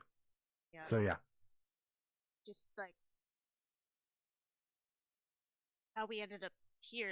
The last thing we were in When we the got. town. Yeah. Yeah. Do you know of Cassera? Because she was a pretty powerful being that we took down, and then that's what immediately precipitated the arm coming through. There's some. Do you think there might be a connection if you know Cassera? Like, as a goddess? When did this happen? A month ago, so it's been It's because we went on about a 4 boat. months. Yeah, it's 4 months. Yeah. So, which now, when you think about that, it links to what Porter was saying earlier on. Something's changed. He says recently. But remember, he has a different time scale, understanding of time. So for him, 4 or 5 months ago is very, very recent. So he's asking when this happened, and you're saying that. It goes, well, that might make sense. That might be a trigger point to a weakening in the defenses that had been established for all these years. Crap. Are the elemental gods part of the defense system? Because we lost 2 elemental gods. We lost the earth, and it was Cassera like wind or storm? Water. She's a big ass water dragon. Yeah. Just destroyed Summerhill with a giant wave, but that sort of stuff's easy to forget. We lost 2 of the forces of nature at the same time. Porter when he's looking at. Yeah, well, Porter is looking at it. He's seen a lot of stuff, and you're not, like I said, as before, you're not really seeing a lot of reaction on his face. You don't even know if he knows what these things are. Yeah. So he's looking at it, and it's not like he's going, oh yeah, those guys. Because to be honest, most people wouldn't know what they are. Brian doesn't really notice. She's more at this point, because he's quiet and she's not used to people being quiet. She's appreciating that he's more of a sounding board, so she can just kind of think out loud.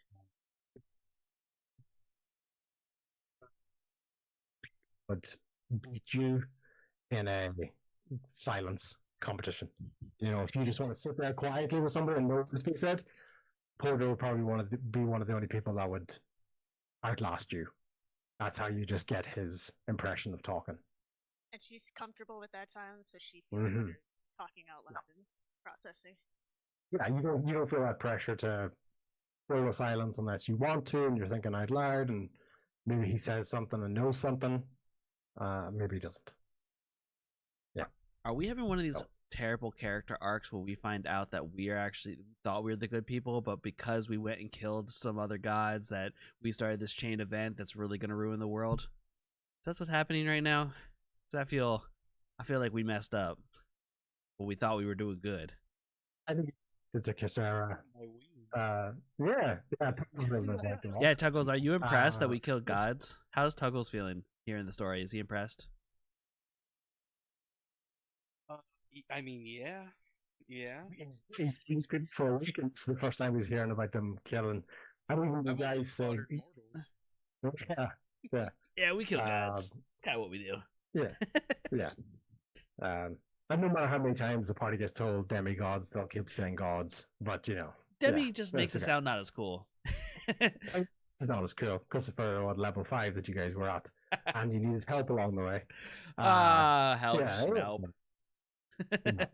But yeah, so you're starting to kind of piece some things together, and some consequences, and some and even ideas of stories happening well before you were even on this planet. So it's not like you invented the threat that was Brasso. Porter's there to show that these things were happening anyway, and you don't even know if they're connected technically. So it's not like a Spider-Man situation where we killed the mother of Broso, and now he wants revenge and yeah. Porter just looks at you silently because even he doesn't know how to answer that. oh So, no, I was just saying that. Yeah, don't worry, I don't. Yeah. Yeah. Okay. Cool. Porter's up. He's yeah. Yep. I was just saying, while we're walking, while these conversations are going on, brooding, can I try to sneak away from the group? What? Like, do his own thing right now, just like feeling very, I don't know. Ways to do that is kind of just let yourself be at the back of the party. Porter and Tuggles are up. They're the ones sort of clearing the path.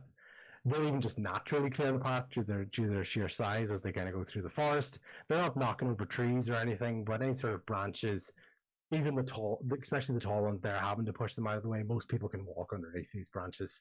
They're having to push them out of the way. So yeah, but you find yourself at the back of the group, and Tuggles and Porter at the front. Anybody else in a march? You know, who's behind? Before we go to Tuggles, who's behind Porter and Tuggles, and who's probably the closest person that Bo, in a sense, has to sneak away from? Brienne's right behind Porter if she's trying. Yeah. She's just talking to him right now, or talking at him right now. I think I was probably Claude was also up there, kind of asking questions, kind of focused on where they're heading, what's behind us. Cal and Tommy. I think you're on mute, Storm, or at least I can't hear you. Tommy would be like middle towards the front, bragging about our successes of killing demigods. Nice. So Cal, what we're going to do now is going to do a stealth check to try to sneak away unnoticed. Tel is going to do a contesting perception check. But Tel, regardless of the result, if you do see Bo slip away, you'll lose him slip away. It's up to you whether you actually react to him slipping away. So, first things first, Bo, do you get away clean? Well, I threw down a nat 20, so. Nice. 24. And Tel. Let's see. 8. Cool. Tel, you are still bewildered by your vision and your new pendant, and you're kind of watching as the lightning kind of crackles a little bit on it, and the fae, these vines wrapped around it, and it's making you think about your vision that you had. So you've effectively you're just walking behind Rian and Claude, almost just keeping their footsteps. Like if your head is down, you're almost just keeping their footsteps in your upper peripheral, so that's how you know you're going in the right way. Okay.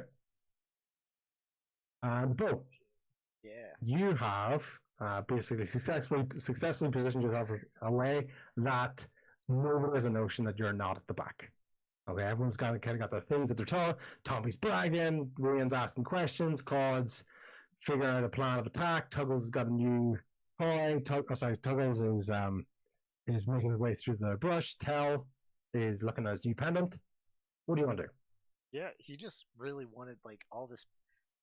I know you were out of character. I know you were trying to like encourage us to talk, but Bo, this is the one time where he's just not feeling it, and he just needs silence. Like it was hard to pull him away from the campsite. He just wants to just like break off and just, I don't know, take a beat.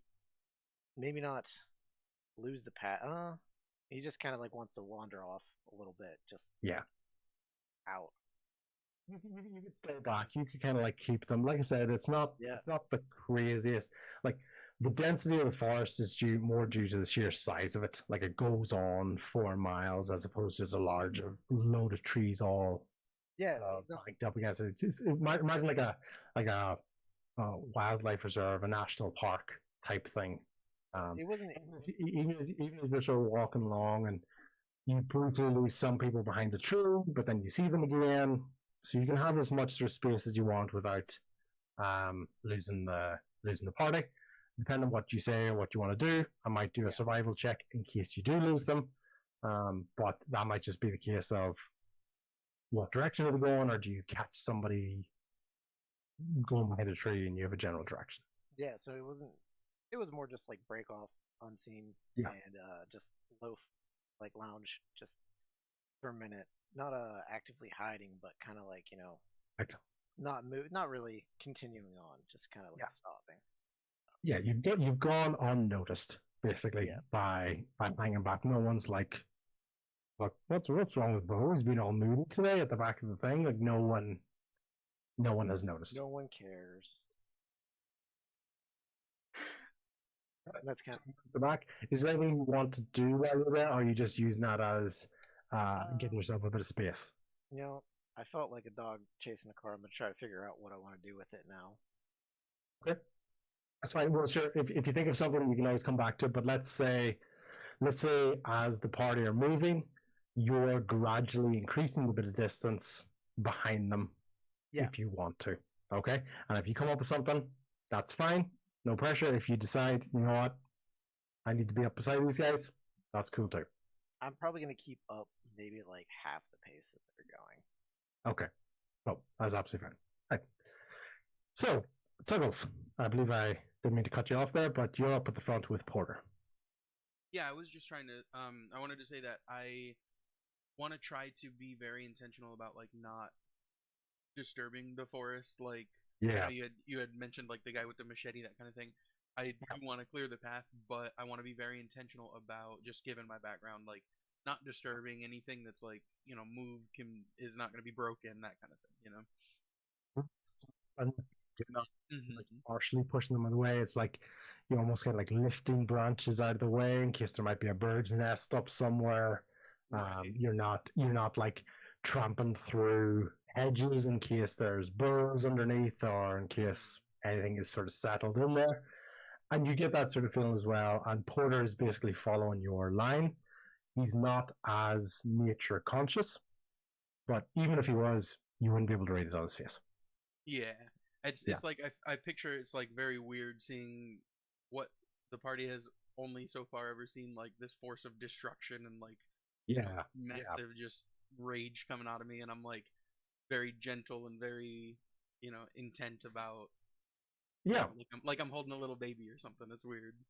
I think it's good because basically as the party are going along, like anyone for quite a while could hear like Porter's footsteps, big thuds, not like somebody having a temper tantrum or anything, just he's big, a lot of mass, and you're kind of going along this path, and every so often there's some mud, and he leaves big old turtle like footprints, paw prints on the ground. As you're going along, so it's very easy to track him. And people, as they're behind, they can't quite tell. Like, is Tuggles actually making noise up at the front, or is Porter just so massive that he's kind of covering it? Right. So, in a sense, they can't really hear you or see you doing anything dramatic because you're trying not to. Yeah, you're being very careful. People behind you maybe aren't seeing that because Porter's directly behind you. He's pretty much the only person who's actually bigger than you. Mm-hmm. And therefore that him moving is making a kind of enough noise, and you can see sometimes like a Porter steps might cause like bird to kind of flap away, but he's not being aggressive with them, or little squirrels go past and run up a tree. The way that, a bird wouldn't be stepped on by an elephant. The elephant's not trying to stomp. It's just, I'm gonna step here, and you're little, so move. Exactly. Yeah. So he's just going in a direction. Mm-hmm. You're the one actually trying to create the path of least resistance, the path of least destruction. Anyone who sees that, obviously they can do if they want. They're kind of looking around. It's not like you're going in a perfect single file. So anyone who does notice that, will. But Tuggles is also not doing it in a performative nature. He's not doing it so people see him doing it. It's just very natural from the way he moves. Cool. Okay, is there anything anybody wants to do? Because otherwise I can do a little bit of a slight time jump, not a massive one. It's more, let's say by the time you were talking and working through things, say it's mid-morning, say about 10:30. By the time we come back to it, it's going to be day. So, high sun, and you've been traveling through the forest as you went along. So, is there anything else to do? I want to talk about it, and even just assuming it's happened in that time. I'm not going to do a minute by minute tracker. So, yeah. Tommy would have boastfully retold the story of us kicking Casera's ass so that both everyone in the group is like caught up on what we did, and like he was definitely like I was behind the two big guys talking, but I'm just very animated and like loud about it. And then there was this huge crab thing, and it was like just as we were just continuing to go, Tommy doesn't, I don't think, picks up the idea to shut up. He just feels like there's Tommy like he is so more comfortable out in the water than he is on land. So like I think he's just filling space with words just to feel comfortable. So he talks a lot of the way during on the path, just catching people up on things. And Sam Porter kind of turns around and he goes, "So you sailed the ship into Casera, and she died, and then what happened? Is Casera's body just rotting on the coast of Daggerford, or?" Yeah, we'll say what. So what happened is like I pulled this like really cool maneuver, right? And like I was like, oh, this is the moment. Like might not make it. I had to like I charged it right at her, and then like so then there was like this awkward moment, and Tommy's like Claude is in front of Tommy, so he's like he's trying to figure out how to say it politely. And then we found out that it was kind of his mom, and like it wasn't as cool as I thought it was. But then like he like it was like this really down moment, and then he just like kind of skips a little forward, and then that hand started coming down from the sky and like it was burned our statue. Like he kind of glazes over as fast as he can. He doesn't want to relive that or bring it up. What's going on? You did this all by yourself, Tommy? No, it was a party. It was all of our. our. He kind of looks back at it. You didn't hear in Tommy's retelling of the story. You didn't hear anything about where Rian was during that. Like she was in the water and did the electric grasps. He doesn't get that part of the story. Bo's not even paying attention. He's at the back. And Claude is gone. Claude, have you looked back? Have you went silent? How are you reacting to just Tommy's retelling?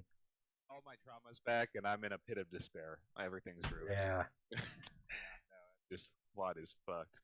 No, I'll take a moment. As the story is being told, it's feeling a little bit heavier. A little bit heavier on your waist. Not super heavy, just starting to feel a little bit heavy. Yeah, it's impossible to ignore the feelings, but it's not like I'm holding any sort of grudge or like it's just it is what it is, and I have to process those emotions. Sorry, I'm evil now. You're evil. No, just that emotional impact is you're feeling it, and the sword is becoming a little bit heavier on your waistband. Okay, that's nothing disruptive, just compared to how light and fresh it was earlier on this morning. I think that's one of those moments in the story. Like Tommy gave a lot of details, very descriptive up until that point. Yeah. And then when he asked that question, I glaze over it, and then it was kind of. And then I get back, like as soon as I get past that part of the story, I start being more animated again. Like Tommy's trying to be respectful of that situation. It just kind of is the least amount of details he gives. It was like, yeah, it was sort of his mom. But then we got back to town, and like everyone like was like, oh, we're the heroes. It was so cool. Everyone was like, and I was getting free drinks, and like he just like continues the back half of after that and just keeps talking. And Porter sort of not picking up on your sort of nervousness, agitation. He looks at Claude. Claude, your mom was a god?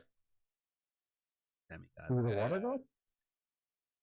Or that was a vessel for the god. Oh, right. That sounds terrible to almost feel like you're trapped in your body. Yeah, I mean, I imagine it would be.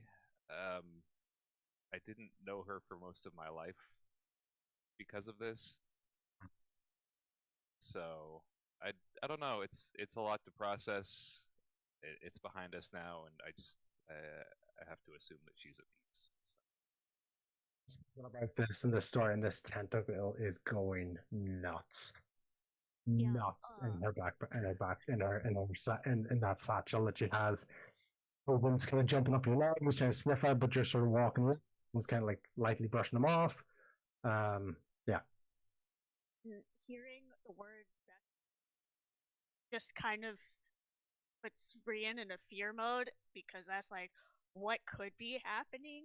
Mm, What am I turning yeah. into a vessel? And she just Yeah. kind of holds the tentacle and pulls it And out. you're thinking back to those flashbacks of the humanoid Cassera on that beach, and the kind of the blood transfusion and the sort of the willingness to help, but then the almost sort of roughness of that transfusion that you had, and your scars. It's not hurting. It's not a Harry Potter lightning scar thing. It's just you're aware of it again. And yeah, so you're thinking about this as that, and this tentacle is going nuts. Just hold it squirming. Yeah. Oh, no, I don't have that. Never mind. Okay, cool. Yeah, and so even as you said, like you can kind of you've recognized before this sort of control of your emotions and this repression.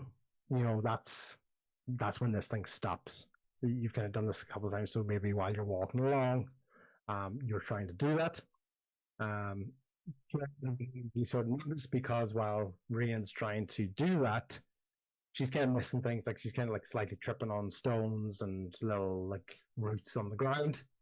The focus is not where her feet are as she goes Her along. control's And kind of getting lost, so there's little sparks of blood to pop up. yeah, Claude Tobin has seen this before. He's run to the other side of you, but he's still watching. He's not scared of them. It's just a learned behavior. So Tobin's over on your side as you guys are walking along. I'll lean down and let him sit in my hand, see if he wants me to pick him up. Yeah. He's happy if you wanted to pick him up. Yeah, He's not I'll jumping scoop into him your up. arms or anything, but yeah, he'll let you pick him up. Yeah, I'll scoop him up and just kind of comfort him because Yeah. I'm not despairing, but I could use a little comfort, and I think holding a dog will. You're so far in your trauma, you don't notice that Brian is sparking next to you. No, because if I did, I'd throw water on you. Yeah. No. I love what I love about all this as well is you can just see all these different character relevant responses to trauma. Tommy's going full motor mouth, Bo's going on uncharacteristically quiet. Puggles is at the front, so he's not even seeing all this stuff. He's more concerned with protecting nature. And Tel's got a new necklace that he's looking for and thinking about that. So yeah, he's got a shiny. Tel, you're probably feeling almost probably the closest to yourself that you've felt in a long time. You're recalling a life that you used to have. You almost kind of get caught up too much, not too much, but for the longest time in stuff that's happened to you in life and what you've had to do to survive and move. And this is kind of taking you back a little bit to probably one of the last times you felt safe and having purpose. Yeah, I like that. Okay. Tuggles, as you're coming along, you come to basically another sort of a dirt road in this, and it's going perpendicular to where you guys are. So you've got to come out of a bit of a clearing of a forest. Like I said, it's not the biggest surprise in the world. You saw this road coming, right? And doesn't seem like it's most heavily walked on, okay? Or anything like that, or there's a lot of people. But you basically come out onto a road and you can take a look around, and when you're ready, you can see what's on the road, if you want. I'll take a look. Yeah. What kind of roll would this be? It's literally just, thankfully, it's just your eyes. Oh, okay. I'd like yeah. to roll a general looking roll, please. Yeah. What you can do, actually, you know what? Let's do an investigation because you're going to get one scene, and then I'm going to see if you pick up on any other sort of detail. Okay? So, let's go with this image for today. An 8. Okay.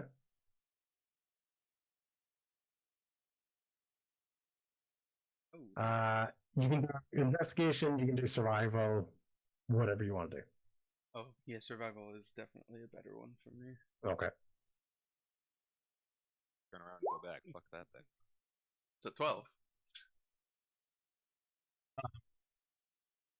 Notice is so first of all, this is a scarecrow or a scarecrow like statue. Okay, so you're not confusing it for an actual person. It's not moving around. There is a crow on it. It seems to fly in different birds and etc. as you go along. Your survival would be saying that this is one of the first times. See that little necklace that you don't know about on your neck? You feel it kind of vibrate. You can feel it vibrate and glow a little bit around these, at least around this statue. You're not exactly sure why you rolled a 12, but that's how you're sort of reacting to it. So it's reacting to this statue, or at least to this. Gotcha. Okay. Everybody else is coming out of the forest area. As you can see, there's forest both sides. There's more trees in front of you guys. Does anybody else want to do any investigations or perceptions? And Bo will come to you in a second because you're at the back of the group. If there's anything in particular you want to do, okay? Because you're going to be one of the last ones to come onto the scene. I'll do a check. Okay. Perception. Ooh, nat 20 for a 21. Nice. See in this image that's generated. Yeah. The arrow. So imagine, I know it's the angle of this photo, but you've come out onto the land and this statue is in front of you. Okay, so you've kind of walked up beside it. Investigation wise, what's confusing more than anything is that this hastily created sign, like this is not like a sign that you're used to in the area. It's not like this is a normal road sign. And the finger is pointing in the opposite direction. It's pointed away from where you're going.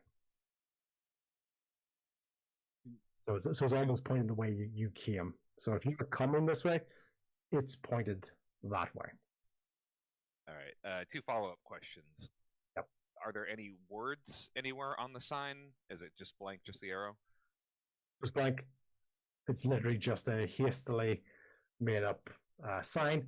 It's very small, so it's very low down in stature. And you can see from the top of the sign that there are sort of tool marks on it. And say, let's say hammer points. The hammer points, those dents are different sizes. Yeah, even like the nails that are sort of, they aren't metal. They're like wooden splints, kind of pushed through it. They're all natural materials that have made this sign. And it's not, whatever information you want to take from multiple different sizes of hammers or kind of the crude nature of it and even the small size of it. Does the ground around it look recently turned over? Like this sign was picked up and moved or turned? I get what you're saying. You've no real evidence of that. It does seem like it's been settled for a little while. But as you imagine, with the weather and the rough nature of this terrain, if you want to do, you've done an investigation one. If you want to do a survival, you could do, or someone else could be looking at it. Your investigation is more to do with the stature of the sign and how it was made. Okay. Oh, fair enough. Okay, I'll roll a survival. That's a 19, 18 plus 1.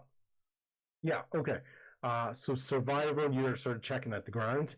It looks like it's been settled there for a little while, but the sort of decrepit nature of the wood, you could tell that this is an old piece of wood, right? But the rough nature of how it's been sort of put together. Let's say relatively recent. Like it's not like it's not an ancient sign. It's not like it's been there for whatever. And that would also kind of give an indication with the statue. It's not like it's an ancient sort of scarecrow thing. It's sort of been planted in there as well. So it's not like there's a way of looking at the ground and going, this was planted 2 months and 3 days ago, or whatever. But you at least get the feeling that it's not supposed to be here, or it's not regularly here. I guess after inspecting, I'll defer to Tuggles and Porter and just say, hey, it's pointing back kind of the way we came. Is somebody trying to warn us off, or does this look like to you? Well, Porter's looking at it. It's quite a tall statue. It's actually sort of head. It's like eye level with him. The size of this stick, right, that it's on, which very much goes against the size of the little statue that is there.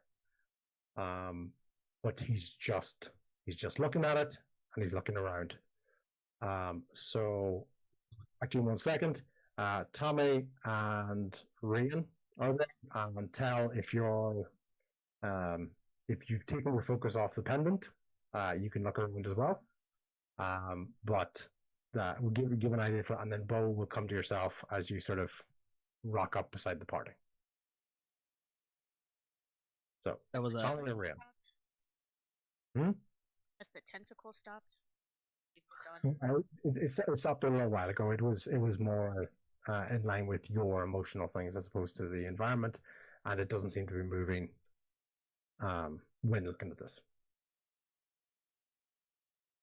So the road is the dirt road's about sort of say 6 to 8 feet long. You can imagine like maybe carts and stuff could go along this road, but it's not like a well maintained road. It's a dirt path. Yeah. I go and look at these mushrooms. Yep. Cool. But I guess I can just they glow. That seems odd to me, unless I know about mushrooms that glow. You don't. So it'd be survival check for yourself because it's more nature. Or nature. Okay, nature is +1. Mm-hmm. A 12. Okay. So you don't experience these types of mushrooms is probably the first thing that you're sort of getting at. And obviously the glow is unusual. You don't get any sort of if you have a slight scent of it. Okay. You're not being made sick by it, but it smells kind of like rotting. But it's not a pleasant aroma that you have on it.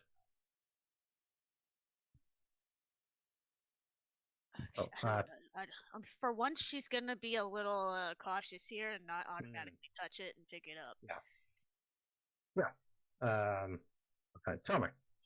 Yeah, I did an investigation and I got a 2 minus 1 is 1. So as soon as Claude says it's pointing back the other way, Tommy's facing the wrong direction, just staring like back the way we came, trying to figure out if there was anything giving off like is there another sign further down, another scarecrow, and he's just like staring down that direction. Yeah.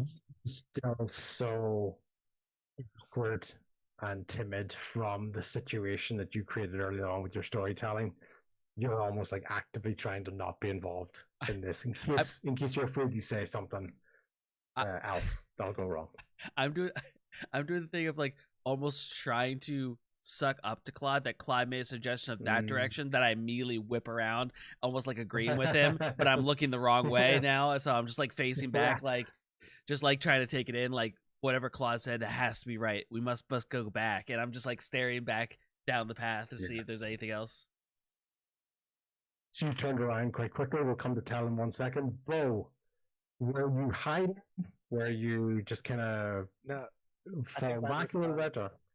By this time, I came out on the road, not exactly where they were, but a ways down, and I've used that time to walk up while they're staring at this scarecrow. if you Mhm. will, whatever it is. I see it Yeah. like I see it's an inanimate object, and with just like in my stride, and just I pull out Niall's machete, and I'm just gonna like with just try to like cut its head off.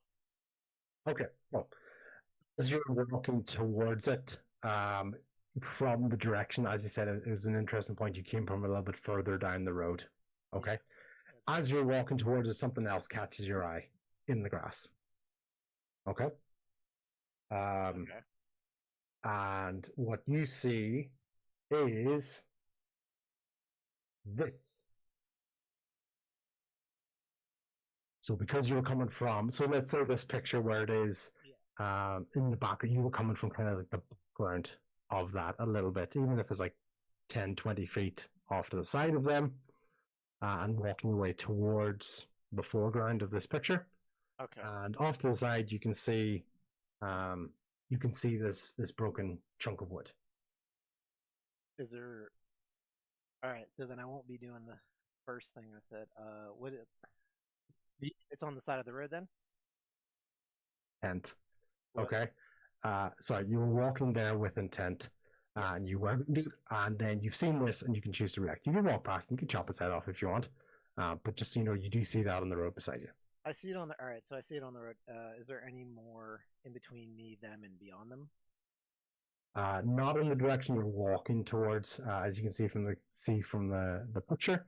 Just to go with it, there's a few more bits of pieces of wood coming from the way you were. So if you're in the picture with the scarecrow, and you're walking towards the foreground, so there's a few more pieces of broken wood along that. So you would have seen this barrel at the moment. Okay. Or at least the broken wood. So I know I'm not gonna break stride. whatever it is. Towards. I'm gonna see it. I'm gonna see if I can see any behind me. Then I was only looking forward, and Yeah. then, but I'm gonna keep pushing forward, like walking forward with intentions of chopping the. So in the road, you do with a glance, right? You kind of look around. You've got an intent. You're going to chop this thing's off, chop this thing's head off. You've got your machete or dagger, whatever you have. I have You see the barrel. still. Yeah, cool. You see a barrel. You see other bits of broken wood, and you quickly, in the peripheral of it, you see what looks like a caravan, like a wooden caravan on the side of the road. So the side that you were on, so you're on the right hand side of the picture. You've come across the road. On the opposite side of the road is that part of the barrel. And behind you in your peripheral, as you can see on that picture, in that over there's an abandoned, what looks like caravan, just sort of a one, like container caravan. Mm-hmm. Okay. Yeah, as I approach the scarecrow, I'm gonna sit in, like there's a barrel of Chesterfield down the way, and looks like an abandoned caravan, but we all know what that's gonna lead. We all know what that Chesterfield can lead to. And now can I chop his head off? I really want to chop his head off. Feeling destructive. Yeah, so give us an attack roll. All right. Thank you for. That's gonna be a 13. Chopping off the arm, you chopping off the head. What are you doing? Intention was to chop off the head, but not really. My heart's not in it, I guess. Yeah, so it's more like a really hard stab that you kind of go into it. Because this scarecrow, as you can see with the size of the trunk, you don't quite have the strength. You're not cleaving through it, but you do get a proper, hit as you stab into it, and it does knocks the head like forward on the little sort of makeshift hood that it has. It's just another piece of wood that has some scratchings in it, and the scratchings are really rough. It's not like it's artistically done. It's quite scrawled into it. Just leave the machete into it then. Just leave it. Now's machete. Just okay. Keep pressing on the way we came. Yeah, no problem. Give me 1 second. Yeah, whatever. Yeah. Well, I find something. While you find that, Ram's gonna skitter backwards because there's a machete getting swung while she's looking at mushrooms. Hey. Yeah. Watch how you're swinging that. Cool. Basically, what happens, Bo, is you hit the spores that are in that. Like, so you basically hit it, and it's covered in these spores, and they do pop, right? So basically, those that are closest to the statue, it's not a massive explosion. Like I said, you didn't hit it very hard. It's going to be yourself, Tuggles, Porter, Claude, because you're standing there investigating the statue. I don't think anyone else was really that close, as far as I could tell. Okay. Yeah. So a Constitution saving throw, please. Can, we try to gust the spores away from everybody? That's going to allow everyone to do their Constitution saving throw with advantage. Okay, because it did pop. You had to react, so a little bit went, but you've significantly reduced the potential risk with that. This time Gus went right. Nice. 17 for Claude. 16 for Tuggles. 23 for Bell. Or no, 22. The only person that got affected by this was Porter. He didn't have any sort of speed to it. It basically just pops in his face, and it is really all you can hear from him is like a cough, and because of the sheer volume, it's a cough.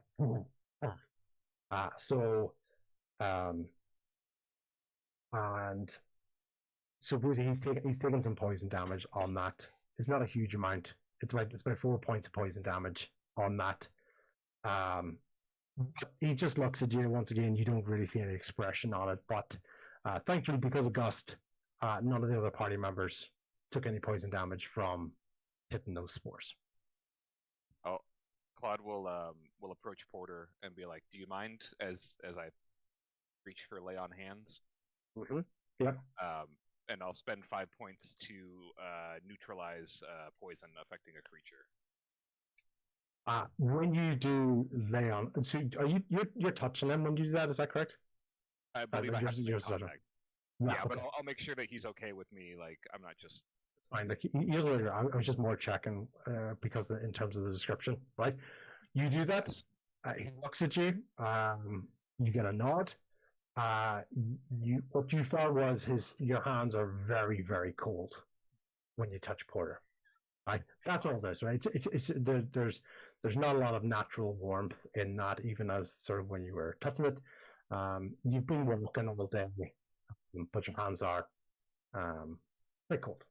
A little bit surprisingly cold. Yeah, you don't know if that's because of the turtle, time of the day, his age. You don't know. If you notice anything, it's your hands were probably surprisingly cold. No impact, no nothing to that. Just you've, in the nicest way possible, you've touched all of these party members, like healing them. They've done different things there, and there's like a warmth or something to them, and none of them have been a turtle. Okay. And he looks at you and he nods. Thank you. Never know what's going to happen out here, huh? Mm-hmm. Okay. So, let me get rid of that. Cool. You have basically walked up to the party, not said anything, or you said about. Did you say about a barrel? I'm not quite sure. Yeah, I think. Yeah, I mentioned the Chesterfield ale. Yeah, you chested and then smash. Oh, by the way, there's Chesterfield ale, smash. What does anybody want to do now? Tommy, Tell, you at the back, you just saw this poof of the spores, and a very sudden good reaction of Gus to blow it into the forest. Let's say, if we're looking at that picture, let's say towards the top right. So other side of the road, but away from you guys. It's midday in the forest. There's not a lot of wind, so there's nothing like sort of wind pushing you back. The forest would have covered a lot of that, so your gust has pushed it off in the other direction. Suggest we don't go that way for a little bit.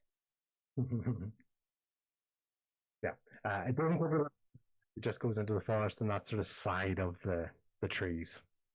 Okay.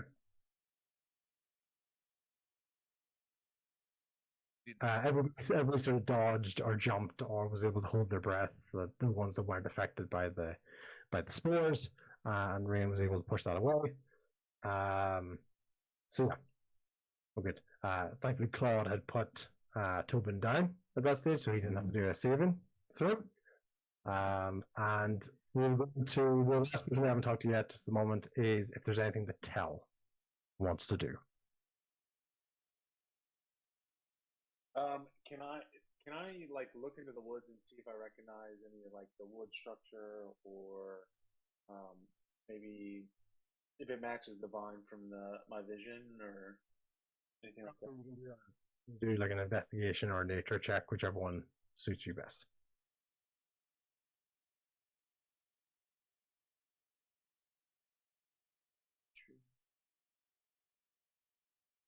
$14.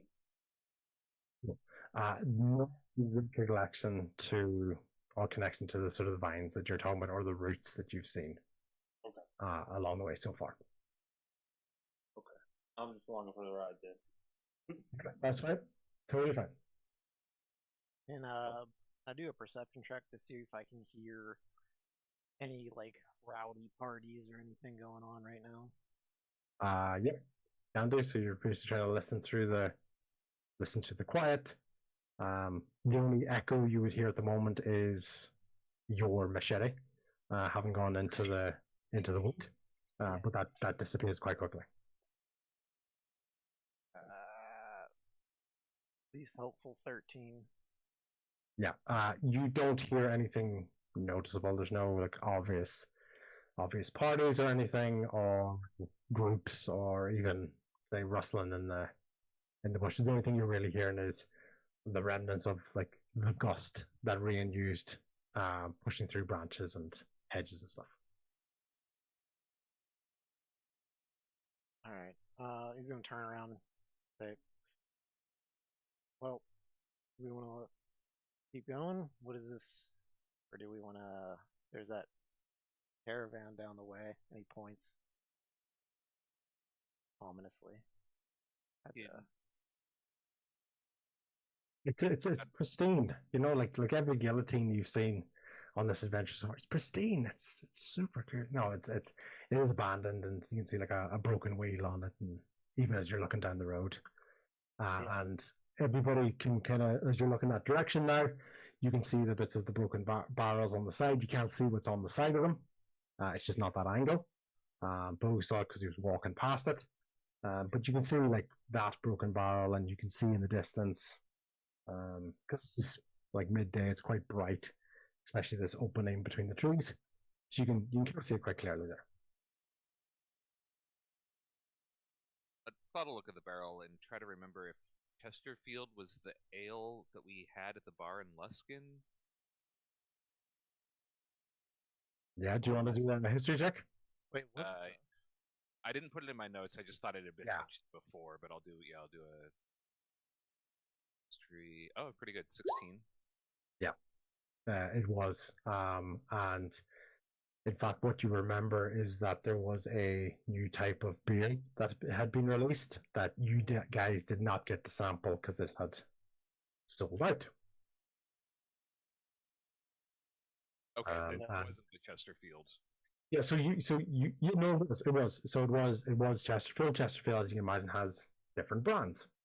You know, they don't just make one ale. This is a new recipe, a new supply, or a new product on the market. Chesterfield, for everybody you know of Chesterfield, right? It's a well-established brand of ale in lots of different areas that you've talked about, but this Wicked Roar, as you can see in the picture, but you haven't looked at the barrel yet, it's new. Okay. Is this the ale that they were drinking at the what was it, the captain, the Asagi, what was the name of the place in Daggerford that went? Oh yes, the Soggy Biscuit. The Soggy Biscuit in Luskin was where you tried to buy. They had talked about this new ale, but Chesterfield was a brand. In It was back in Daggerford whenever Helen and I went to find Rusty before the trip, and I was looking for catnip. That was no. Actually, you are totally right. And there was There had been celebrations. And this one wasn't left, and then you guys left Daggerford quite quickly after that. Yeah, neither of us partook in the drink, Yeah. but just It was sold out. Yeah. So was that? Did It you say was. that this? Okay. So you're starting to see the connections. You're seeing that connection from Daggerford. You guys left quite quickly after that interaction, and Claude's recalling that it was no longer in sale in Luskin in the Soggy Biscuit. I observe the caravan. Does it look like sort of a merchant's caravan, basically? Yeah, so we'll see the scale of things, but I'll show you the picture as you're sort of going along. Obviously, it's a little bit different. This picture was made before the Scarecrow one, so the scenery is a little bit different. But I'm using the scenery of the Scarecrow, and it's a caravan, and so just with a sign, it's broken wheel on the far side. Take what you need, leave what you owe on it, and there's plenty of boxes and crates in there as well. Tommy, have you had any thoughts as you're sort of going along the roadside? You obviously missed out on the spores, and you're hearing about the caravan, and coins and Chesterfield and all the different taverns you've been drinking in. What are you sort of thinking at the moment? Yeah, I definitely want to do an investigation of what's Yeah. in the crate, because Tommy would have read the first part, take what you need, and would have gone straight up to start looking what he could take. Yeah. So Okay, cool. So do you want to climb into it, or do you want to just see it from the front? And that sounds like such a leading DM No. question, but I'm just trying to get an idea of how far you see into the. Oh no, yeah, the- Tommy's full climbing up to like look through Yeah. each and every thing he can. But I only rolled a 7. Yeah. Okay. It's really not that hard to kind of see. There's nothing hidden in this. There's no sort of secret compartments. It just looks like a broken down caravan. All right. You're seeing plenty of boxes for how kind of old and dilapidated the caravan is as broken. You're seeing some really nice wines in here. You get some really rich smells in there. There's different spices and sort of aromas as you're looking in the area, and even some furs at the back. Oh, So yeah. no weapons or armor or anything, just those sort of goods. Oh, yeah. In the thing. Tommy then would be like, "Phew, after all that storytelling, I mean, is there anything better than to have a little wine to quench my thirst?" And I'll definitely pop a bottle of wine open and take a big swig.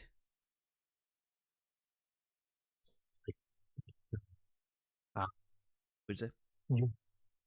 Taste of beautiful wine. You don't notice anything with it. You'd be thinking if I knew, and it would be, it might be this, or it might be this year, or whatever. You have a little bit more expertise when it comes to the manufacturing process for ales, and that's the last thing you notice at the back of the trolley. There are a couple of barrels of the Wicked Roll ale. They're standing upright. They're not broken. They've been secured. This one obviously happened to fall off the caravan. You get the feel of it, and when you see it, you recognize that branding. You don't recognize this new brand name for it. It's not something you would have associated even from all of your years as a pirate or as a youngster, but you recognize naturally the Chesterfield $4. Okay. Well, definitely while I'm drinking one, I'll grab another bottle and put it into my coat pocket, and I'll take 2 coins out, 2 of the ones that have like the 3-leaf clover that we got from way long ago. Yep. And I'll just set it down on the edge as payment. as payment. But Tommy's definitely fully enjoying, and then he kind of will offer it up to like anybody need Yeah. a swig. What you certainly when you're putting that in, although you can see. By the way, is there anyone else at the caravan just to see if there's anyone else who wants to sort of look around? Who's there? Claude's there. Yep. Do you want to do a check? Do you want to do a review of it, or you just stand back and looking back at Tommy? Yeah, I'll just watch. I think Bo said he was there too, but I'll just watch and see what happens. Maybe cast Divine Sense and make sure there's nothing nearby watching us. Celestial Fiend or Undead. Yep. You don't get a sense of anything around it. It's just an abandoned caravan. Seems odd to have a sign. An abandoned caravan. I mean, Tommy is Most not taking. perfectly normal caravan you've ever seen. Tommy's not taking it as a bad sign at all. He thinks this is like a gift. Like this is amazing, guys. Like on our long travels, when is something good gone our way? And I will hold the bottle out and see if anyone wants a swig of it. Just imagine Ryan's if we gonna had a go in. donkey. We could bring it with us, and I grab the bottle and I take a drink out of it. You take a bottle, Ryan. We all need a drink. Yep. We Okay. need to definitely drink. Yeah, okay. Well, Claude. So weird. Why would the DM be keeping track of who's drinking?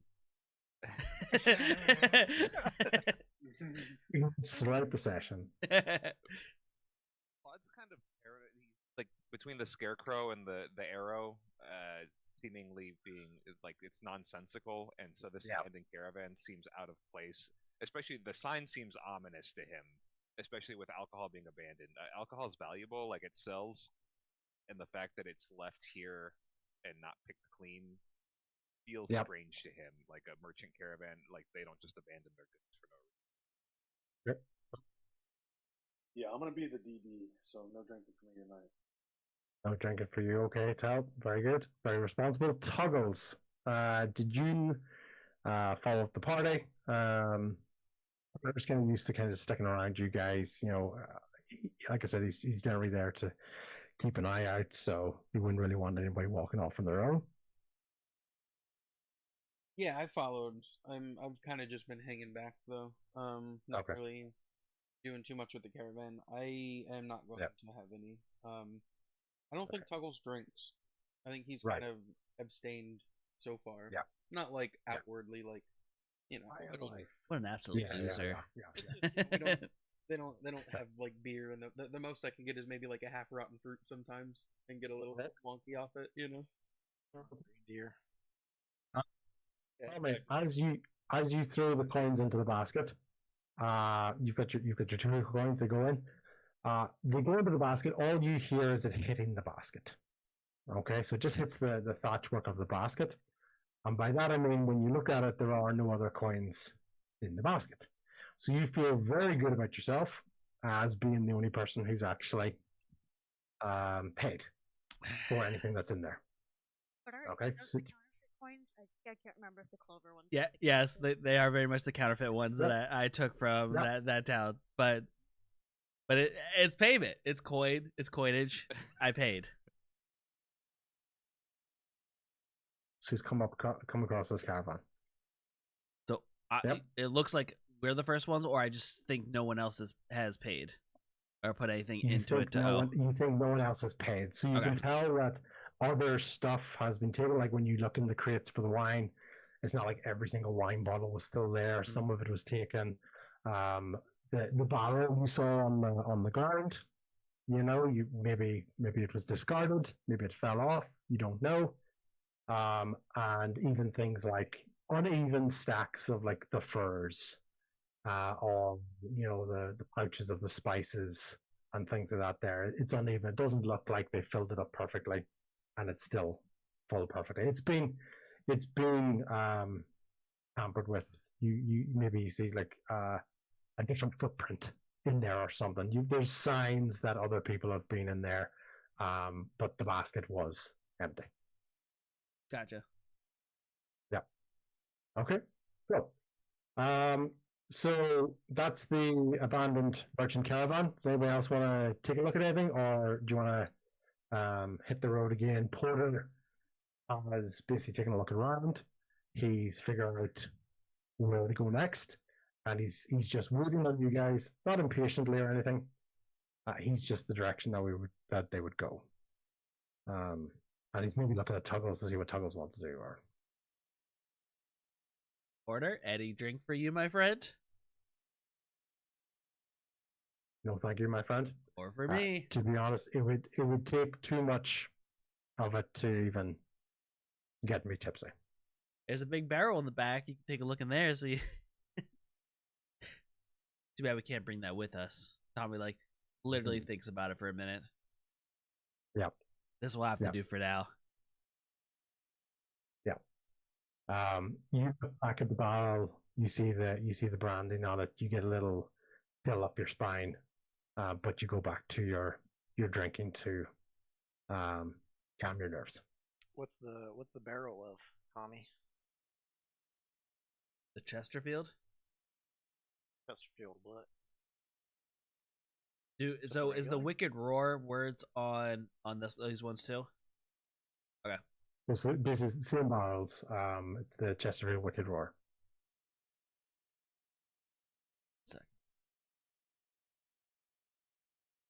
Do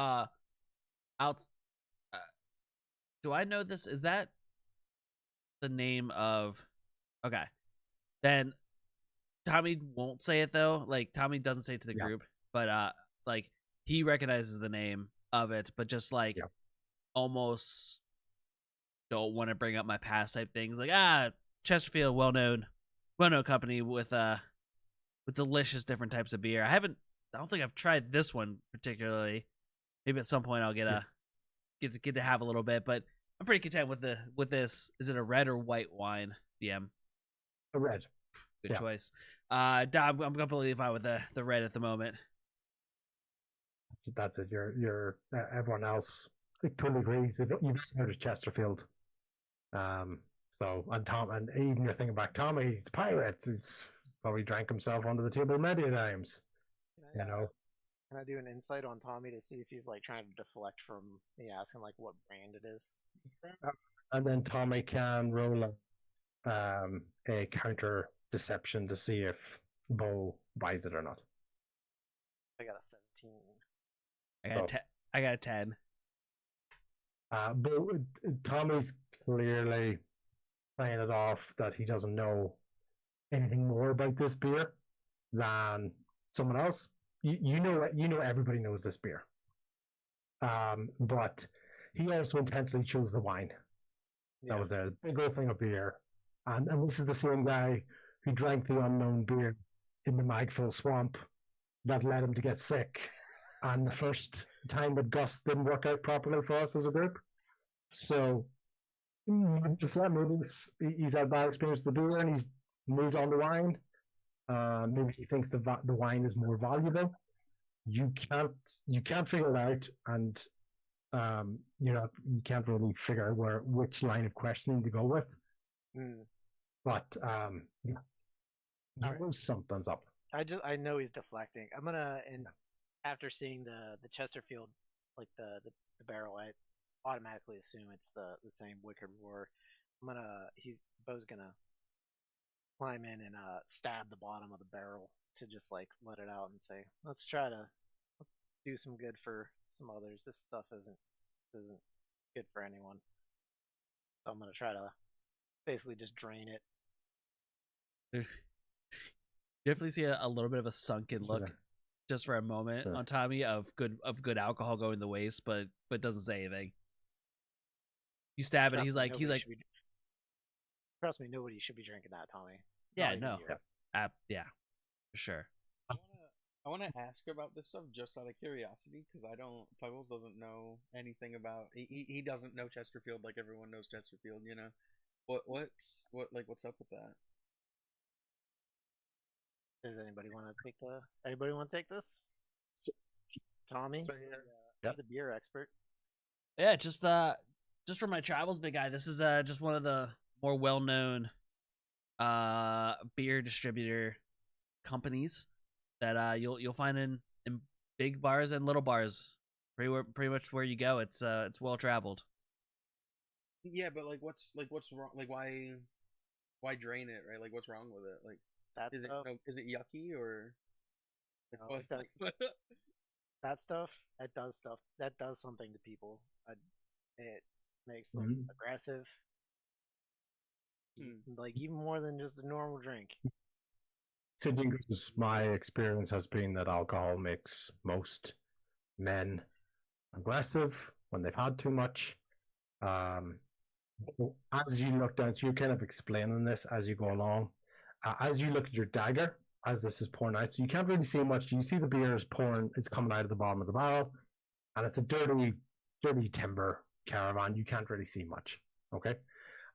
Every so often, when you look at your dagger, though, when you pop out of the caravan and you see it in the sun, there's a very, very slight pink, almost like reflection in it. So you've got the liquid on the dagger. As you'd imagine, this is not normal for eels. Eels, they're brown, they're earth colored. So imagine, I'm not saying it is oil, but generally sometimes when you see oil on the ground and there's a slight kind of shimmer to it, depending on which way the light is on it, it's almost kind of got that sort of, every so often, the way your dagger is, there'll be a little color hint on that, which would catch your attention because you wouldn't have been expecting that from a shiny brown beer or ale.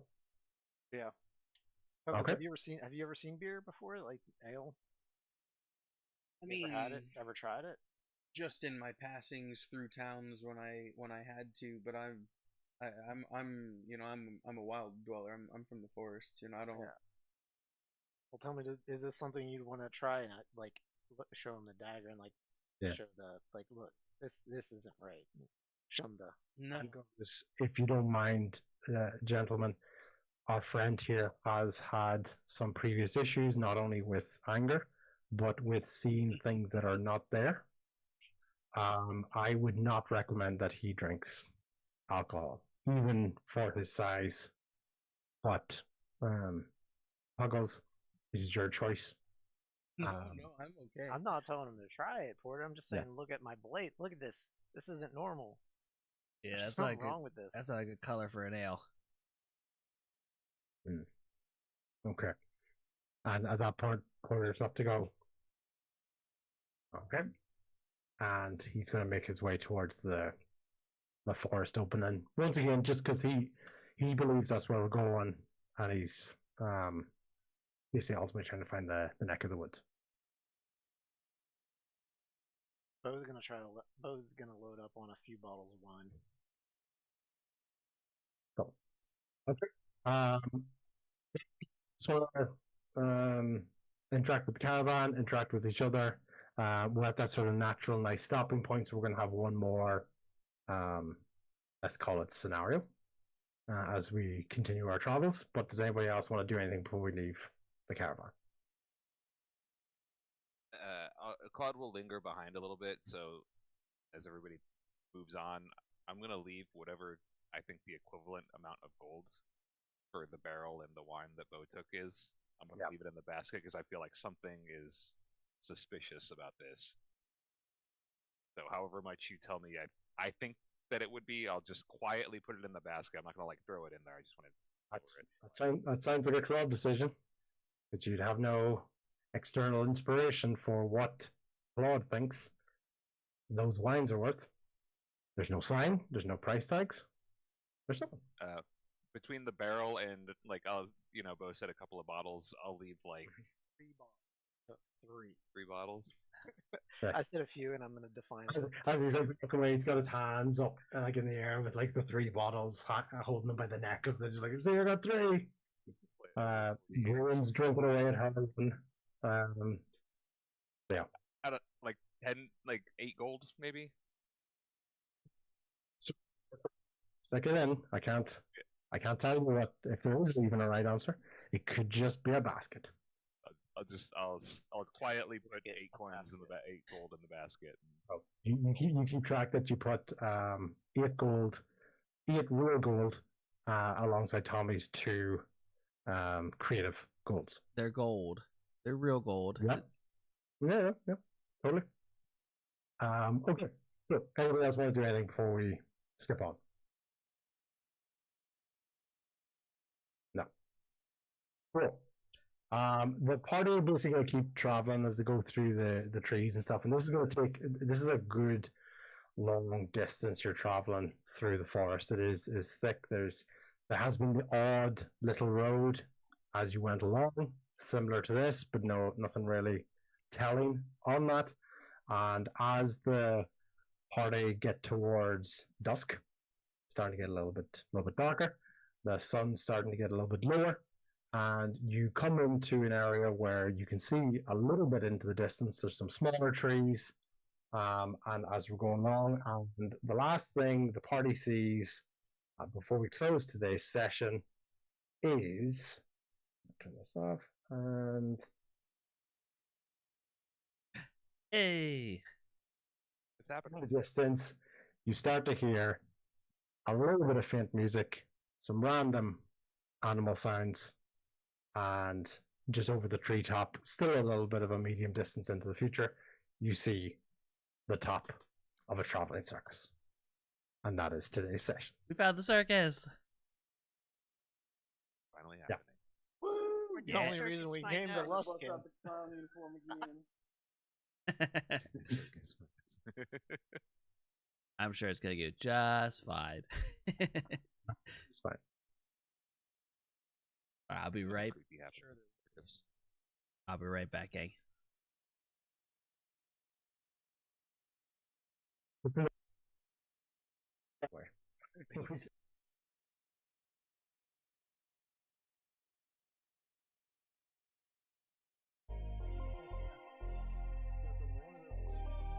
Alrighty.